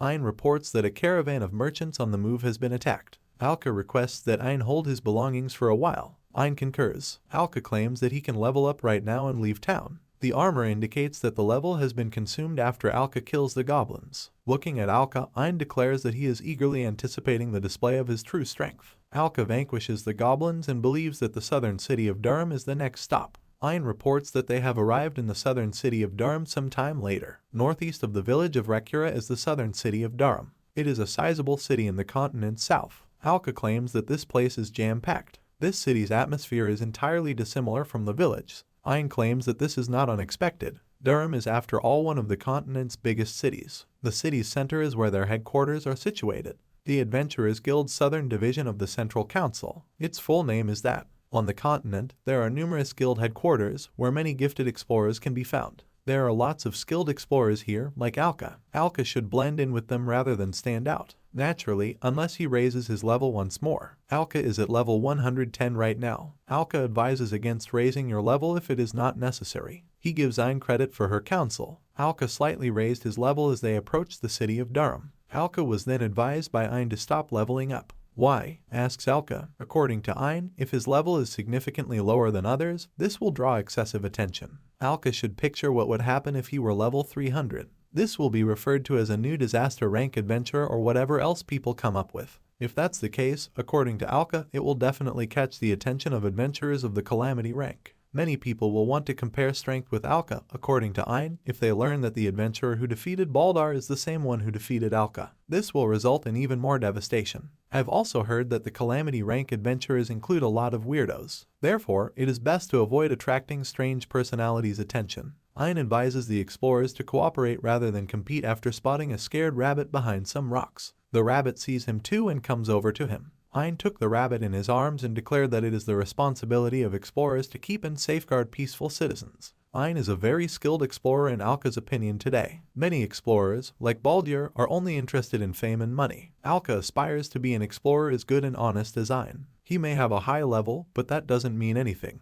He must be equal to this power and prudent with it. Alca queries their destination. Ein claims he never told him and apologizes for talking. They must report the world-destroying force. They will therefore start by going to the guild headquarters. The girl says Ein and Alca welcome in the lobby of the Adventurers Guild Central Council. What reporting order do they desire? Ein claims that he communicated the entire mission report via calm. If that is the case, the girl promises to reward them right away. The girl requests that he name the successful mission. The Rakura village incident, according to Ein, is known as the Destroyer of Worlds. This name astounded the girl. Alca is unable to comprehend what took place. The girl asks them to wait and promises to bring them a reward right away. The girl claimed that this was the entire reward for completing the mission and brought several bags of cash. Since his group's entire membership passed away, the lone survivor receives all of the mission rewards, namely the intrepid Ein. Alca recognized what was happening. He questioned why Ein had been so lethargic the entire way here. He is tormented by his guilt over being the only survivor of that massacre. To accept her condolences, the girl asks, "Thank you, Ein." What was she talking about? Alca queries. The members of his squad have all passed away, Ein informs Alca, and he had to bear responsibility for their safety as a leader. However,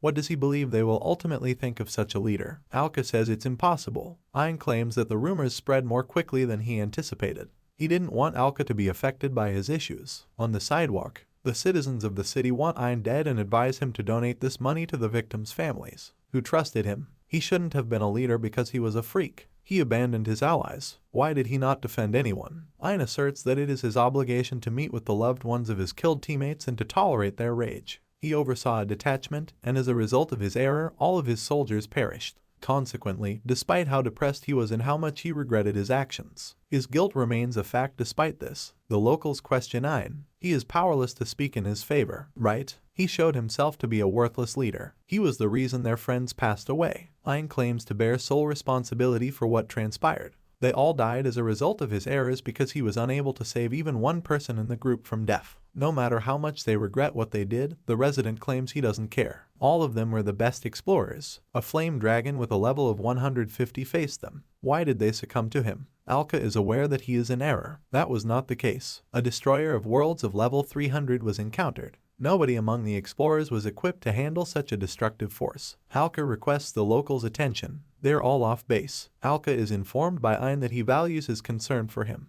but it was his errors that led to the deaths of his squad. The villagers could have been saved from death if he had then ordered their evacuation. A new visitor inquires as to what the man is talking about. Ein ultimately decided to kill everyone for the sake of the reward. Right? Ein would never act in such a way, claims Alca, who stands between them. The man tells him to stop talking. He doesn't want to listen to strangers' justifications. He is not a stranger, claims Alca. He engaged in combat with a level 300 destroyer of worlds alongside Ein. The level 300 world destroyer is questioned by the locals. If that's the case, it's a miracle they survived. Someone ought to visit the guild and inquire about the specifics. The man requests that they not mislead him. What level is he? The fact that they are at the same level is amazing. Will is the name of this man. Will wonders how he managed to survive in the face of a level 300 monster. There were explanations, according to Alca. Will chuckled and remarked that his idea was brilliant. This puppy must leave the area. Alca asserts that this moron may attempt to compel him. Alca and Will engage in a fierce sword fight.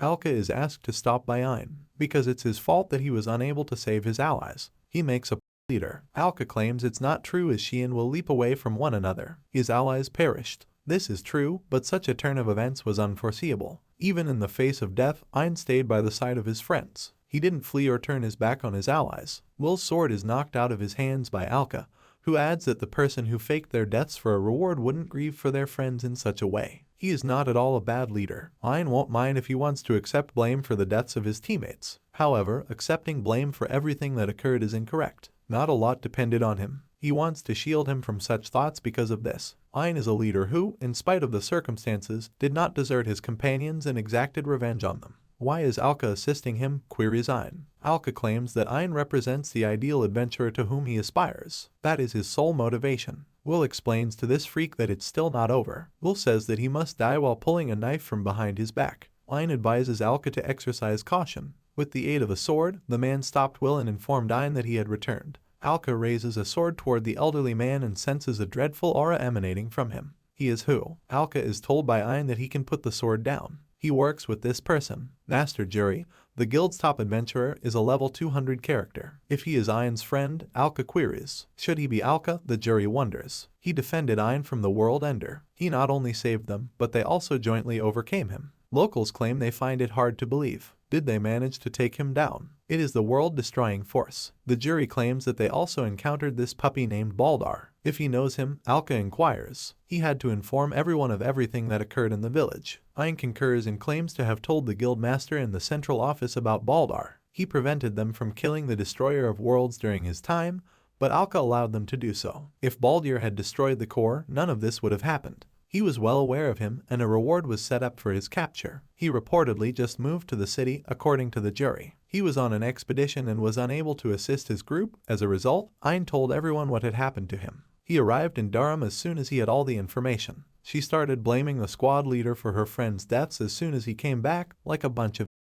without even examining the circumstance and without being fully informed. He is aware of the suffering experienced by the victims' friends and families. They are adventurers, but neither words nor money can revive them. Every time they put their lives in danger for the benefit of others, they have a duty to maintain the peace and tranquility of the nation's citizens. They were aware of their fate when they decided to embark on an adventure, and by doing this, they are shifting the blame to those who fought alongside their loved ones until the bitter end. Alca declares that their discussion of this trip is at an end. Is Master Jury a good person? Alca queries Ayn. Ayn concurs and asserts that he is confident. He is, however, a fairly stern individual. Ayn is informed by Jury that he is being expelled from the guild. Alca queries what he is saying. Although he corrected this misunderstanding, the jury finds that his incompetence cannot be excused. The team's fatalistic leader who doomed them all to death. With such a history and membership in one of the most powerful guilds in Darham, the Sword of Salvation, he is unable to leave. The most powerful guild in Darham is something that Alca does not understand. Is this guild really that good? Jury says he is sorry, but there is nothing he can do. Does Ayn disagree with his choice in any way? Ayn states that he has nothing against him, but he has a question for him. The jury queries his desired questions. Will he admit Alca to the Sword of Salvation Guild? Alca can accomplish a lot in the future and help the city if he can find allies in the guild. Alca has every chance of becoming a first-class explorer despite being expelled. The jury found that he comprehended him. Alca interrupts the jury's deliberations and declares his refusal. Even though Ayn will unavoidably be kicked out of the guild, he won't ever join a group that neglects its members. Alca is told by Ayn to calm down. He will be able to enlist the aid of numerous people if he joins a guild. In addition, he wanted to actively assist others. He must sign up for the guild. Alca declares that he will establish a guild on his own if necessary. He will build a guild from scratch. Alca questions Ayn if they are in the right place when they arrive at the tower through a dark alley. Ayn concurs and claims that this is the start of the Alca guild's history. Their immediate base is here. Ayn also acknowledges his invitation to his guild. Alca made a statement about starting his own guild. He was the first person to join the new guild after Ayn was excluded. Alca claims that Ayn is still teaching him a lot. He will be happy to hear any advice on this subject to help him develop into a top-notch adventurer like him. Alca and Ayn exchange fist bumps. Despite having their own base, according to Alca, they will have to completely rebuild it. They don't have much money, according to Ayn, and they aren't yet a guild. They don't have any money because they had to give the majority of the cash to buy this structure. Their compensation for taking out the world-destroying being. The majority of it was distributed to the survivors' families. Alca estimated that he and Ayn should have enough money to cover all expenses, but he made a mistake with the remaining funds. They purchased this structure in order to establish their own guild. They are not doing well, according to Alca. The general cleaning should begin. Ayn warned Alca to exercise caution while running with Amip. Amip fell on his head when Alca slipped, but he didn't seem to care. Alca believes that after receiving the armor, his entire life became a battleground, but he missed those tranquil times. Someone came into the guild building and begged for mercy. Mill and Lyra were there. Alca is informed by Mill that he won't get rid of them so quickly. Lyra claims that he left without even saying goodbye. Someone shouts that they have an urgent assignment as they run into the city. If there are any free adventurers, they should proceed to the city's western gate. He declares that he will proceed. The knight inquires as to what he is referring to. Outside the western gate, a swarm of monsters descended. The man who is being devoured by the monster begs for help. This man is brutally devoured by the monster. The enormous monster lets out a terrifying screech. Mill queries why he just left the community in that manner. They are awaiting an explanation, according to Lyra. Alca will soon inform them. But just then, the man at the door rushes out, shouting that the western gate has been overrun by monsters. Anyone who hears him is advised to proceed to the west gate. Ayn advises them to proceed to the west gate. Alca asks Mill and Lyra to wait here while he explains that he will explain his decision to leave the village later. Ayn's first task as the new guild of Dorm City is to pursue him. This is not possible, the knight asserts. The city gates were suddenly occupied by this enormous monster. The Desert Curse level 210 is the name of the enormous monster. The 20th level nomads of the curse are fought by Mill. These puppies, according to Mill, are no match for him. Numerous nomads turn to face him. If they believe they can defeat him mathematically, Nil asks where his old jury is after killing several nomads in one blow. According to the knight, he sent a messenger to find him, but he hasn't come back yet. If this keeps happening, according to Mill, they will have to launch an attack without him. A very ominous aura seemed to hang over Mill. The curse of the desert is behind him. Strange magic balls have begun to appear, and they are now falling on nearby humans. The knight who is knocked into the ball claims that he is immobile and that his body feels numb. However, Mill understands that this attack was harmless. The name of this spell is Desert Curse. This curse begins with simple numbness before slowly killing the victim's body. They will all perish if you are under the spell for an extended period of time. A scream is let out as the skeleton raises its sword. Upon realizing he is unable to move a single muscle, this freak is going to kill him at this rate. Alca materialized right then and there, killing the skeleton. Having absorbed the level, armor notifies the user. Alca contacts Ein. What did he want? Ein queries. It's time for him to level up, according to Alca. Ein concurs and says that given the situation, he can't keep quiet. Alca then started destroying each skeleton one by one. According to the armor, level 250 has been attained and the level has been consumed. He can keep the skeletons on him, according to Ein, since he will protect him. Alca claims he comprehended him. The curse of the desert cries aloud. According to Alca, the creature is a cursed creature. He appears to have already cursed a number of intrepid travelers, but he'll have to put up with the curse this time. I'm curious how he'll handle his curse. At this time, at the eastern gate of Darham, a city in the south, the western city gates, according to the jury, are guarded by armies of monsters. He was informed, but he made the decision to also check the east gate, because the area was very noisy. However, he was unable to imagine that he would come across yet another army of monsters. The second curse of the desert cries aloud. The enormous monster charges up its curse balls as the skeletons assemble around the gears. The jury advises them not to believe they can easily win even if they face him alone in battle. He acknowledges that as his rival, he is admirable. But sadly, no matter how large an army he musters, he will not be able to prevail. Jury declares that his life will end exactly 5 seconds from now using the fabled demon coming skill. Alca now cuts off the arm of a large monster at the western gate of the city before landing and cutting off another leg. Behind Alca, the skeletons can be seen. However, he murders them one by one. If that's all they can muster, Alca declares, they have no chance of defeating him. She then takes the skeleton and sword. The enormous creature screams before attacking Alca, but he avoids all assaults. The monster begins to produce evil balls. Alca is informed by Ong that he is not permitted to touch these balls. Alca claims that everything is good. Around him, a brilliant ball of awesome power appears. Alca asserts that he won't be affected by these curses. So, upon seeing this, inquires as to what is going on. He is who? Is this the same nut job who attacked him in the square? A massive monster falls in front of Alca, who slays it. The monster is informed by Alca that he has cursed numerous innocent people. Is he content with who he is? It makes no difference because he will pass away at this moment regardless of his response. The monster's eyes start to move erratically and numerous balls start to flutter. Alca queries the situation. He survived. The balloons fly toward the city as the monster laughs. Alca claims that he has lain down his guard. After cutting the monster, Alca declares that Darham is being cursed. People in the city see something flying toward them in the sky. Alca claims that the villagers were the curse's initial intended victim. The armor makes a 500 level announcement for Alca. Things are bad, according to Ong. Because you can't easily break the curse, the monster isn't as dangerous as its abilities. The cursed person dies a slow, agonizing death. The majority of the city's inhabitants must have been afflicted by the curse as a result of the monster's most recent attack. Alca inquires as to whether anyone in the city has the power to reverse the curse. Only magicians can do this, according to Ong. However, only very skilled magicians are able to do this. However, there are only 3 magic swordsmen with the necessary level in the strongest guild in Darham City. Are there really only 3 wizards in the entire city? Wonders Alca. Only 3 wizards that can break the curse, according to Ong, are known to him. 2 magicians who were hiding behind the gate ran out and inquired about their emotions. They must exercise a little patience because they will now assist everyone. Mages began casting spells on the guards. Master Meng is informed by one of the men that the adventurers are under a very severe curse. Nevertheless, he believes they have a chance to save them. Mina deems it excellent. Everyone should concentrate on helping their fallen allies. No one will perish due to her. High-level sorceress Mina belongs to the Sword of Salvation Guild. Only 3 wizards, according to Ong, are capable of breaking this curse. However, this incident is claiming more victims every second. They won't be able to save everyone at this rate. Mana inquires as to the nature of the curse. She could break this curse, but it would take too much time. After all, everyone living in the city suffered, not just her fellow soldiers. They all need her help. Alca uses a skill in front of Mana that breaks the curse from the night. Alca warns that if he stands out too much, he won't be able to avoid running into adventurers of the disaster rank. Even though he is aware of this, he cannot abandon the intrepid travelers in peril for a reason. The level has been converted, according to the armor. Alca now possesses a special ability called Heavenly Bless, which launches a bullet that can break any kind of curse. This skill has a 150 level cost. Ong is asked by Alca if he made the right decision. Ong claims he made the right decision. Alca removes curses from the adventurers by repeatedly using the Celestial Boon talent.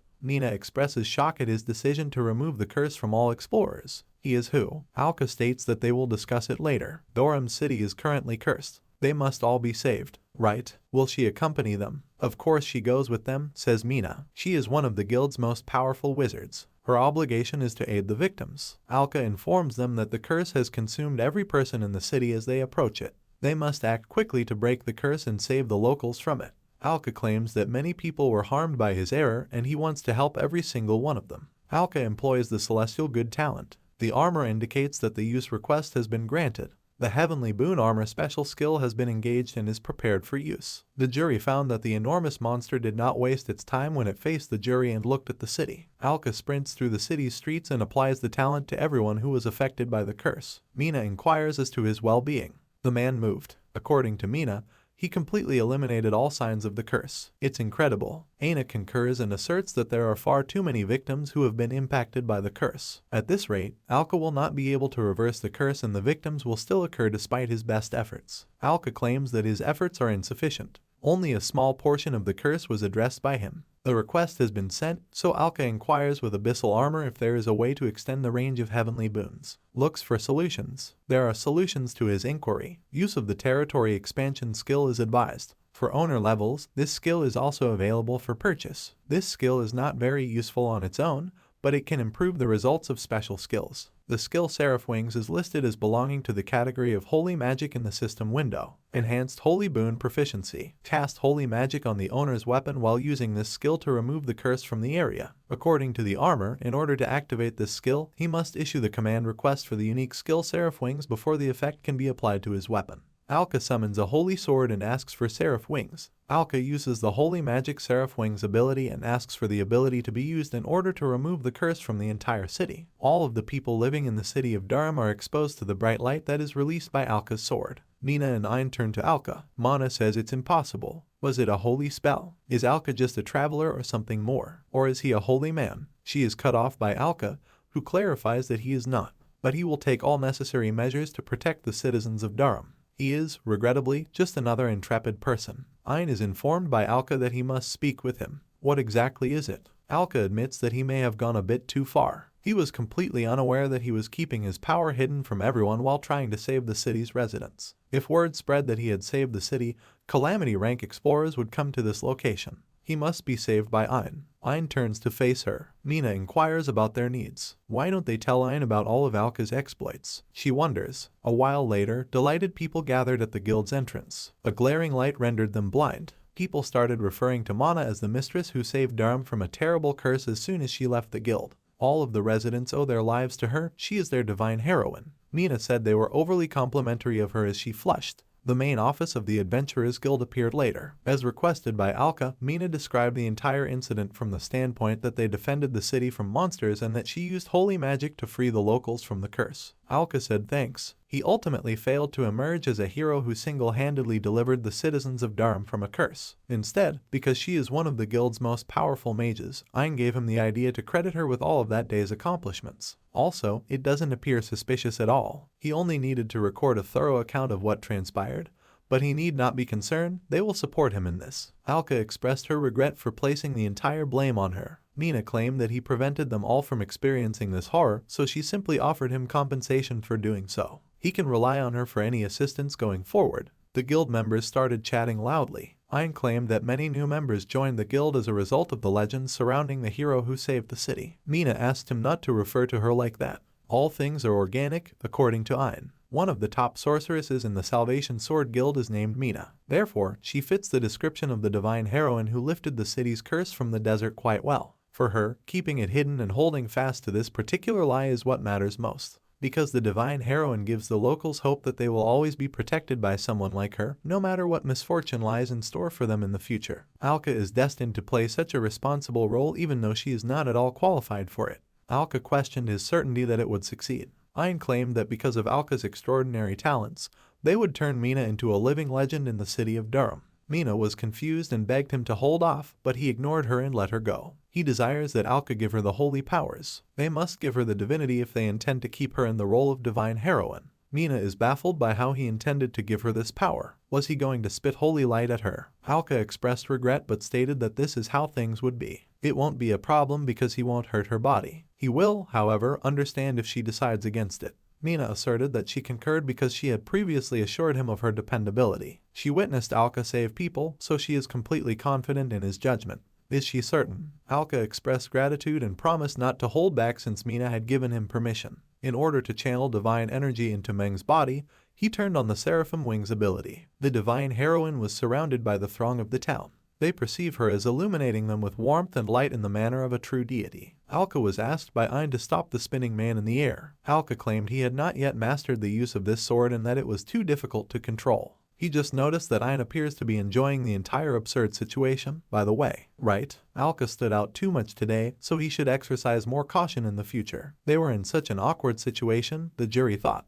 He informed Alca that they needed to leave the area so they could talk. It turns out that he is aware of everything that is happening, so he better not take him for an idiot because he knows who the real hero who saved the city of Darham is. Jury claimed he had no desire to criticize their tactics, but the part of the hero still required someone who was well known to the majority of Darham residents. But they were discovered by other explorers, who confronted them at the western gate. There were others fighting alongside the adventurers from their guild. Ein had no idea why the Lord Jury would want to meet with them in person to discuss such a minor matter. He didn't want to talk to them about that, according to the jury. No matter how many explorers have witnessed Alca in action, he doesn't care. He wasn't going to correct him for it, either. But what did he want to discuss with them after that? When the monsters attacked the west gate, were they aware of what was happening at the east gate? It is understandable why they are unaware. Only the explorers of the Salvation Sword Guild were present, so the incident at the east gate was quickly kept quiet. Yet what took place there? At the western gate, a swarm of accursed creatures had gathered. But the eastern gate was also guarded by a comparable army. This attack was well thought out. Alca inquired about any injuries at the east gate. He was told to relax by the jury. Since he was present and exterminated all the monsters in time, no one was harmed,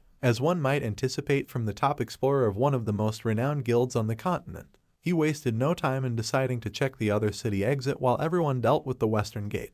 They couldn't have dealt with such a force without his assistance, and the monsters would have been able to storm the city through the eastern gate. Did he handle all of these monsters by himself? They had a much bigger issue, the jury concluded. The attack was coordinated simultaneously from two different sides. Monsters can't think clearly enough to plan an attack like that. Ein said that much about this attack does not fit with the obvious facts, and there is a high probability that this attack was planned by a man. Ein has been a resident of this area for a while, but he has never encountered such monsters. This puzzled him, so he inquired of the other explorers whether they had previously encountered such monsters. It turned out that neither of those explorers remembered facing such creatures. But is it really so unusual? At least these kinds of monsters don't exist here, according to Ein. Given its size and hostile nature, a monster of this size is difficult to avoid facing. Strange that such a monster appeared so suddenly close to the city. In other words, someone called forth those monsters. A person could very well conjure an army of these creatures if he or she possesses a special ability or magic. So someone is really interested in destroying Darham.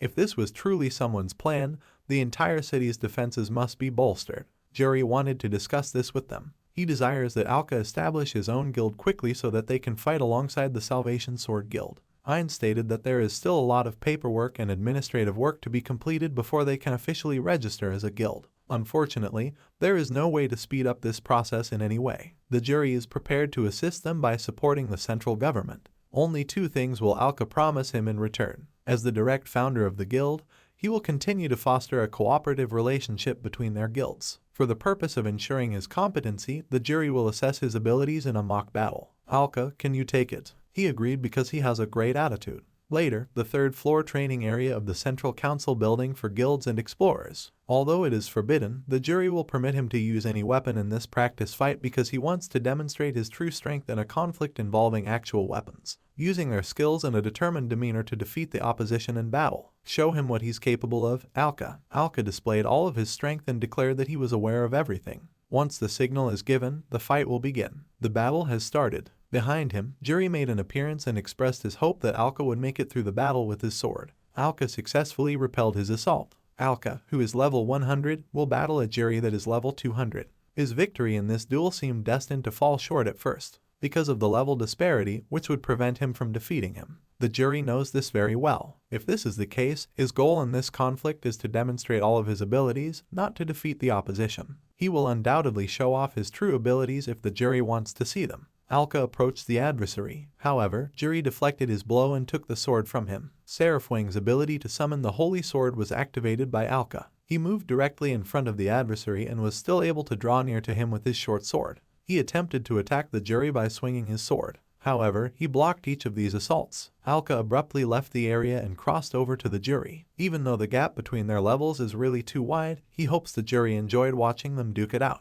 The floor collapsed as a result of this blow, and thick dust rose as if from an explosion. Despite the obvious gap in their levels, Alca's combat abilities as an adventurer have unquestionably advanced. This is the absolute best he can do right now. How does the jury feel about this? Jury laughed as he emerged from the dust clouds with a bloody face. He would have definitely died from such a direct hit if it weren't for the fact that they were of different levels, which is good. Alca is completely confident in his ability to fight. Alca said thanks, but they must now advance to the next phase of their conflict. The jury questioned how Alca would repel such an assault. Alca was not prepared for such a murderous attitude. Does Jury desire to employ the fabled talent demonic coming? Jury emits a tremendous amount of energy, because the battle is for the ultimate prize. In exactly 15 seconds, his life will end if Alca doesn't stop him. Hein warns him to be careful as Alca wonders what his strength is, because the skill demonic coming doubles its user's level for 15 seconds. Does he mean to say that the jury's sense level is 400 at this point? His veins are bubbling with blood, since he hasn't recently engaged in combat with an adventurer of comparable strength. Alca's skills were initially put to the test in this fight. However, they still need to enjoy themselves for at least 15 seconds. Alca exceeded all of his expectations. The demon had been sleeping inside the jury all this time, waiting for a worthy foe. Now that nobody can stop him, he immediately moved in Alca's direction and kicked him in the stomach, whereupon he threw him several meters. Alca's body flew out of the building and slammed into the wall due to the impact's extreme force. Mina and the others who are watching are unable to comprehend what is taking place. 10 seconds remain. Will Alca be able to withstand all of this inner demon's attacks? Alca becomes aware that his mind is wandering. Did he drop? He opens his eyes when someone yells to him. He saw Lear and Mill. These two unexpectedly appeared at his guild and barraged him with inquiries. Meng was among the people he noticed. After all, he bid her farewell after meeting Mr. Jury. He recalled his decision to found his own guild in order to defend this city and the people who were important to him. When he opened his eyes, he was faced with the jury, after which he repelled his pressure. He laughs like the demon he is, because he really only engages in combat with powerful foes. It had been so long. For a very long time, Jury has not been himself around anyone else. But sadly, everything is about to come to an end.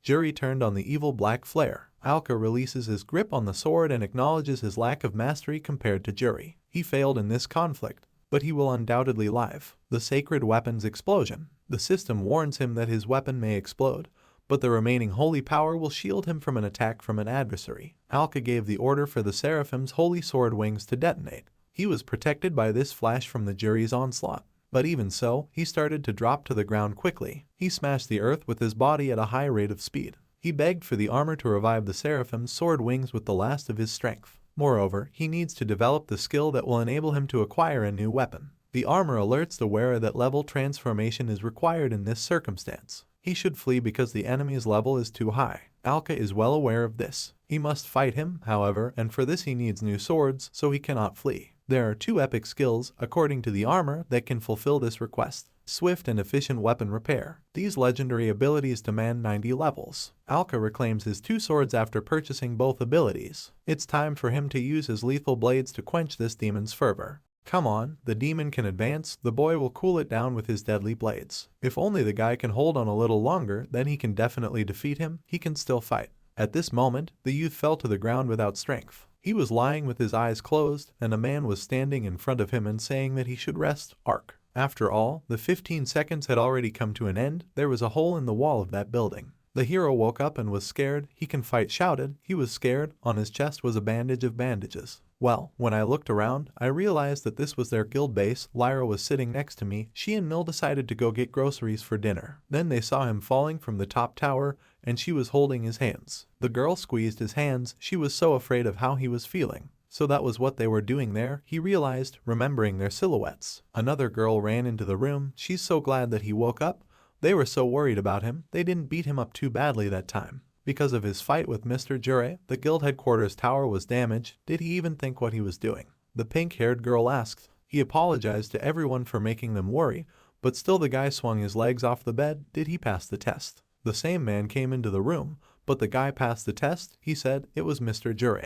Before he lost consciousness, 15 seconds had already passed. The man put all the skill and determination he had into those 15 seconds. The guy didn't react at all, but he was the first adventurer to survive this time and only escaped with minor injuries. Suddenly, the guy smiled, clenched his fists with joy, and cringed. A girl with green hair came up from behind and spoke to the master. He seemed to have something else to say to the guy, didn't he? Sweat broke out on the man's face, and it did, even though he hadn't fought against opponents who were his equal for a long time. He acted very immature, using his legendary skill in sparring. Because his emotions took over his mind, the guy got hurt because of him. The man is insanely sorry that this happened. He wanted to protect the city with Arc, but he almost killed him instead. Doesn't he feel like he should be more remorseful for what he did? The girl asked him to apologize properly, and he once again apologized to the guy. But still coughed. He guy passed the first part of the test. As soon as he has rested, he will start the second part of the test. His task will be to clear one of the dungeons, won't it? That's right, it's located east of Darham in the desert. There are underground ruins. Adventurers called this dungeon the Old Witch's Workshop. The Old Witch's Workshop. The girl next to him was surprised, but the guy didn't understand her reaction. A powerful witch used to live in these ruins, but after her death, she said, the place was overrun by monsters. What kind of monsters live there? The guy asked. No one knows, but why? Because for the past few years, unusual magical anomalies have been born from this workshop. Because of these anomalies, the monsters became stronger and much more aggressive towards humans. Many merchants who were heading there were attacked on the way, and they destroyed everything they had. However, the man continued, they did not find out the source of these anomalies. They only realized that these anomalies came from the monster that was sitting in those ruins. The guild mages concluded that the monster's level was 300th. This is a very high level. Desolate Cursed was only 210th level. This monster's level is higher than theirs. The ruins themselves are dangerous, and none of the adventurers have reached their depths yet. Well, since Ark managed to complete the first part of the challenge, the man thinks that he can handle this one as well. He should explore the ruins of the Old Witch's Workshop and destroy the monster that causes magical anomalies. Whether he accepts the challenge of the man, clenching his fist, asks the hero. Then we see a certain fog, and in it something flashes. A man sitting in the library with his hands like bones. Apparently it's a skeleton. This someone's face is like a witch's. This someone is outraged that once again the brats want to break into his peace. The monster would kill them, and kill them again, and his face changed, and his eyes were filled with hatred. We can see the sun in the sky and the desert east of Darham. The heroes are there, so here they are. They came to the entrance of the Old Witch's Workshop. There was a pile of bones, skulls, and so on in that archway, and the entrance to the dungeon of the Old Witch's Workshop was filled with corpses. They went inside, and the guy sat down on the floor and thought. He asked his friend if she was sure she wanted to go with them. Mill is 100% sure, and she is level 10 and only a novice adventurer. In order to help Ark in his adventures, she received a novice adventurer's license from central management. The girl danced on the floor. She understands why he decided to leave them for the village. Hein told them everything when he was unconscious. He is an incredibly kind person to harm the villagers, so he decided to leave her. Now the village will be safe, but the girl wants to become as strong as him, so she wants to travel with him. The girl turned to face the guy and smiled. He understands this, but the Old Witch's Workshop will be a very dangerous place to start traveling, and she's only level 10. The girl was scared, but he has exactly the same level. She began to cry and poked her finger at him. He was trying to explain that it was all because he had. The girl interrupted his story. At Central Control, she found out that he has an epic skill which is, of course, incredibly cool. Unlike him, she will not gain a level if she gets into difficult battles, and for the sake of strength, she is willing to take such risks. The girl put her hand over her heart as if she were swearing that it was still somehow unwise.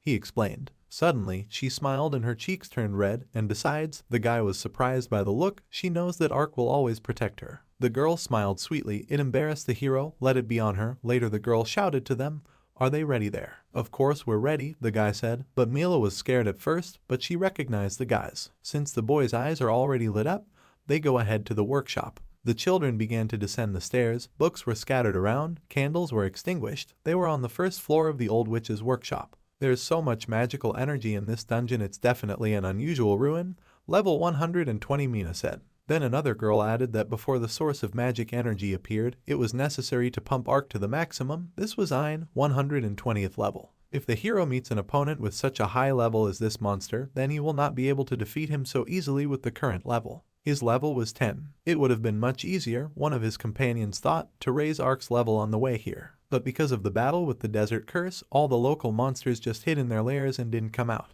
So the desert was really empty. While the guys were standing, talking, suddenly out of the darkness, something huge came out and rumbled. It was a huge level 50 Iron Warrior robot.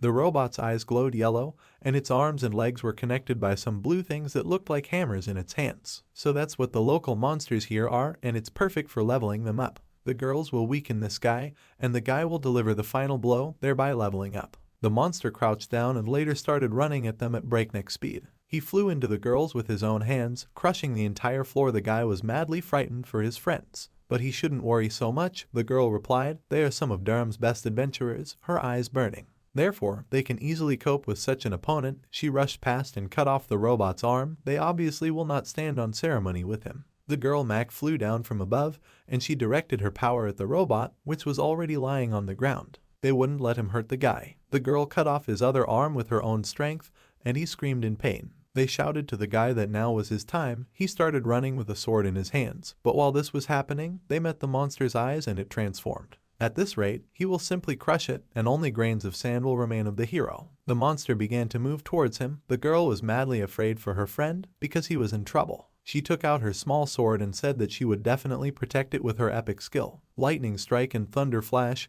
that's what happened there. The girl ran away, and her sword was burning with magic. She struck this monster to protect her friend. The guy got scared and shouted the girl's name, but she was only focused on the punch. She seemed to be able to stab him, but her strength was running out, and he pushed her back. A guy caught her on the other end, and she still didn't open her eyes because she thought she was dead. Well, when the hero thanked her, because thanks to her he was still alive, the girl was the happiest. At the very last moment, he decided to transform. I wonder if he expected anything less from the mechanical puppet of the hero witch. The robot's head, which now looks like its hands. Something pink lit up in the center, probably his eye. The monster attacked the guy again, this time with a jump. With such a huge head, he thinks that he can hit the hero. The boy dodged his attack, and so it was. The boy's attacks do absolutely no damage to him, only scratch his armor. This is all due to the difference in their levels. Well, how can he defeat this monster? The girl shouted at him that if it was just a magic puppet under his metal body, it must be a core, and how could they get to it? Everything is very simple, said the other. They will destroy the body of their power. Come on, come on. She put all her power into that tin. Her punch was incredibly strong, and the mage girl covered it. Ayn ran up to him and used her bare hands to push his armor apart, because she wasn't as weak as she looked. It broke all of his armor, and in the center of his chest was the very core. Apparently this is his life core. While the monster is disoriented, you need to attack it. The guy did so. He ran at it, brought out his sword, and pierced through the core. The monster passed out. It sat down on the ground, and neither its eye nor its core burned. Suddenly, the strength began to pass to the guy. His level increased to the 60th. It turns out that if he overcomes a couple more of these mechanical dolls, he will quickly be able to regain his previous level. But the most important thing is that he needs to remember that these are just magic golems, and their weak point, their magic core. Thanks to this core, they can function. By themselves, they are just mindless dolls that obey the will of their master. The master who breathed life into them with magic is a simple opponent, right? The guy understood. But the Passati girl noticed that 2 more people were coming towards them. They were also level 50. With the guy's level, he can handle them. He himself rushed to attack. The guy grabbed the head of one of the monsters and threw it back.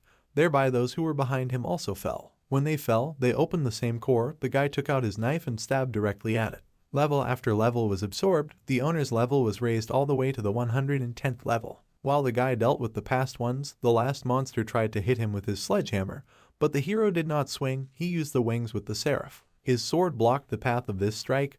This trick wouldn't work on him the second time. The monster raised both of its hands while the guy had a sword in his hand, and there was a huge amount of red energy around it. He left the dead robots and threw himself down on the last one. The level of the ladder was also absorbed, and the owner's level increased to 160. The guy got out of the fight, so he raised his level a little. Stand in front of the girls, he exhaled, but suddenly fireballs flew at his back. The Mac girl protected him with her shield. It's too early to relax, just let him see how many more of them are still ahead. You could say an army of robots was coming at them, and they were carrying weapons that fired these bullets. Apparently, it was security because they found the intruders and had to immediately eliminate the threat. This was an army of level 50 iron riflemen. They must immediately eliminate the threat. The girl held a shield in front of her friends. The heroes, the girl with green hair, fought, and Mill sat with her hands on her head and was very afraid. The girl explained that although their level is quite low, but due to the magic anomaly in this place, they are stronger than they should be. They sent out a request for backup. The threat must be eliminated immediately, and the robots kept coming. The robots won't let him go alive. The girl pointed to the archway and shouted to the guys that they need to run. They dodged these bullets and ran for cover. During the day, they did not stop running. It was a long corridor. They followed into the unknown. A little girl was running behind everyone, but suddenly she stopped. She was really very scared, but the guy stood in front of her, shielding her back, and told her to run forward as fast as possible. He used the Seraph's wings. He attacked the monster's cannons, and they didn't even understand how it was happening, just flew back. The battle was hard because there were a lot of them and bullets flew everywhere. They could injure the hero. There were a lot of them, but the guy did not think to give up. Come on, Tins, let them go to him. If they think they can crush it with their numbers, then they are very wrong about that. Suddenly, the robot's armor opened and its core was inside. The guy did not understand how this happens. Or rather, he didn't understand why. It turns out that because of this place, the robot shoots even more of these bullets. This is quite an unexpected turn, although now it has become much more difficult to turn around otherwise, but still the guy did not have time to run around the corner and hide there. The robots followed him and shot at all possible places. As he ran forward, shrapnel and rocks flew behind him, and all sorts of explosions took place. The girls, meanwhile, reached the door and stood there with the three of them, looking at her. When the guy reached them, he quickly asked the girls why they were standing. They should run as soon as possible. But only one girl turned in his direction. The riflemen were already on their way. If they didn't hurry, they would die. The girl replied to the guy that they would also be happy to run away somewhere. But here's the problem behind these doors, in front of which they are standing, and there is nowhere to run. This is a closed room. While they did not enter the room, they were noticed from the cannon. As the robot began to shoot, Mac, of course, managed to protect them with her sword. Yelled at the guy to be careful, because there is a whole army of robots coming out. She covered her guys with a protective dome, but the monsters didn't stop coming out. In this dome, a guy and a girl were serious, while the other two girls were scared. At some point, the girl was holding on with the last of her strength. She was protecting her friends. This is how a monster is, but her strength was running out. She couldn't hold on to so many of them anymore, and she was alone. She couldn't hold them back any longer, she said. Since it's so simple, the guy didn't shout for them to let him pass, but before he could finish, the girl shouted to him that no. Even if he has a high level, there are too many of these guys, and they are also reinforced due to the magic anomaly of the workshop. Therefore, the guy should stay here and keep a low profile. He cannot overcome alone. But then what should they do? The guy was holding the little girl while the other girls were fighting. At some point, out of nowhere, a purple ray appeared. It covered the guys. They did not understand what was happening. Purple circles with different icons also began to appear on the ceiling. These circles filled the entire ceiling slowly. The guys did not understand what was happening. Suddenly, some comets rained down on them from the ceiling around them. But the girl Mac realized that it was teleportation. The floor gave way beneath them, and they fell into the abyss. No one knew where they were going or if they would survive. Everyone was screaming in fright. The four of them were flying down. They were flying through a certain purple tunnel that didn't end. But the floor couldn't have collapsed on its own. The hero understood it was all set up by someone, and if so, then they are feeding directly into the trap of this someone. Well, nothing can be done about it. They fall down without stopping. Suddenly, robots flew down after them, because they were supposed to pursue intruders. This was another unfortunate surprise. The guy held his sword and was able to protect himself from the cannon because the robot put it right to his head. The guy knocked off one robot, and it flew lower than the guys, and there it exploded later. It stepped on the second and third. The guy flew in this tunnel as if he was walking on the ground. He was very agile even in the air. All the robot lasers they had left were aimed at the guys, and they wouldn't be able to dodge them anymore. The girl shouted to her friend that he should extend his right hand to her, but he didn't understand why. He had asked Mina to push him with wind magic, but how could she do that? The girl was confused at first, but then she understood. The guy still asked for it, even if he doesn't blame her later. A huge transparent ball was created in her hands, and it was also glowing, and she let it go up.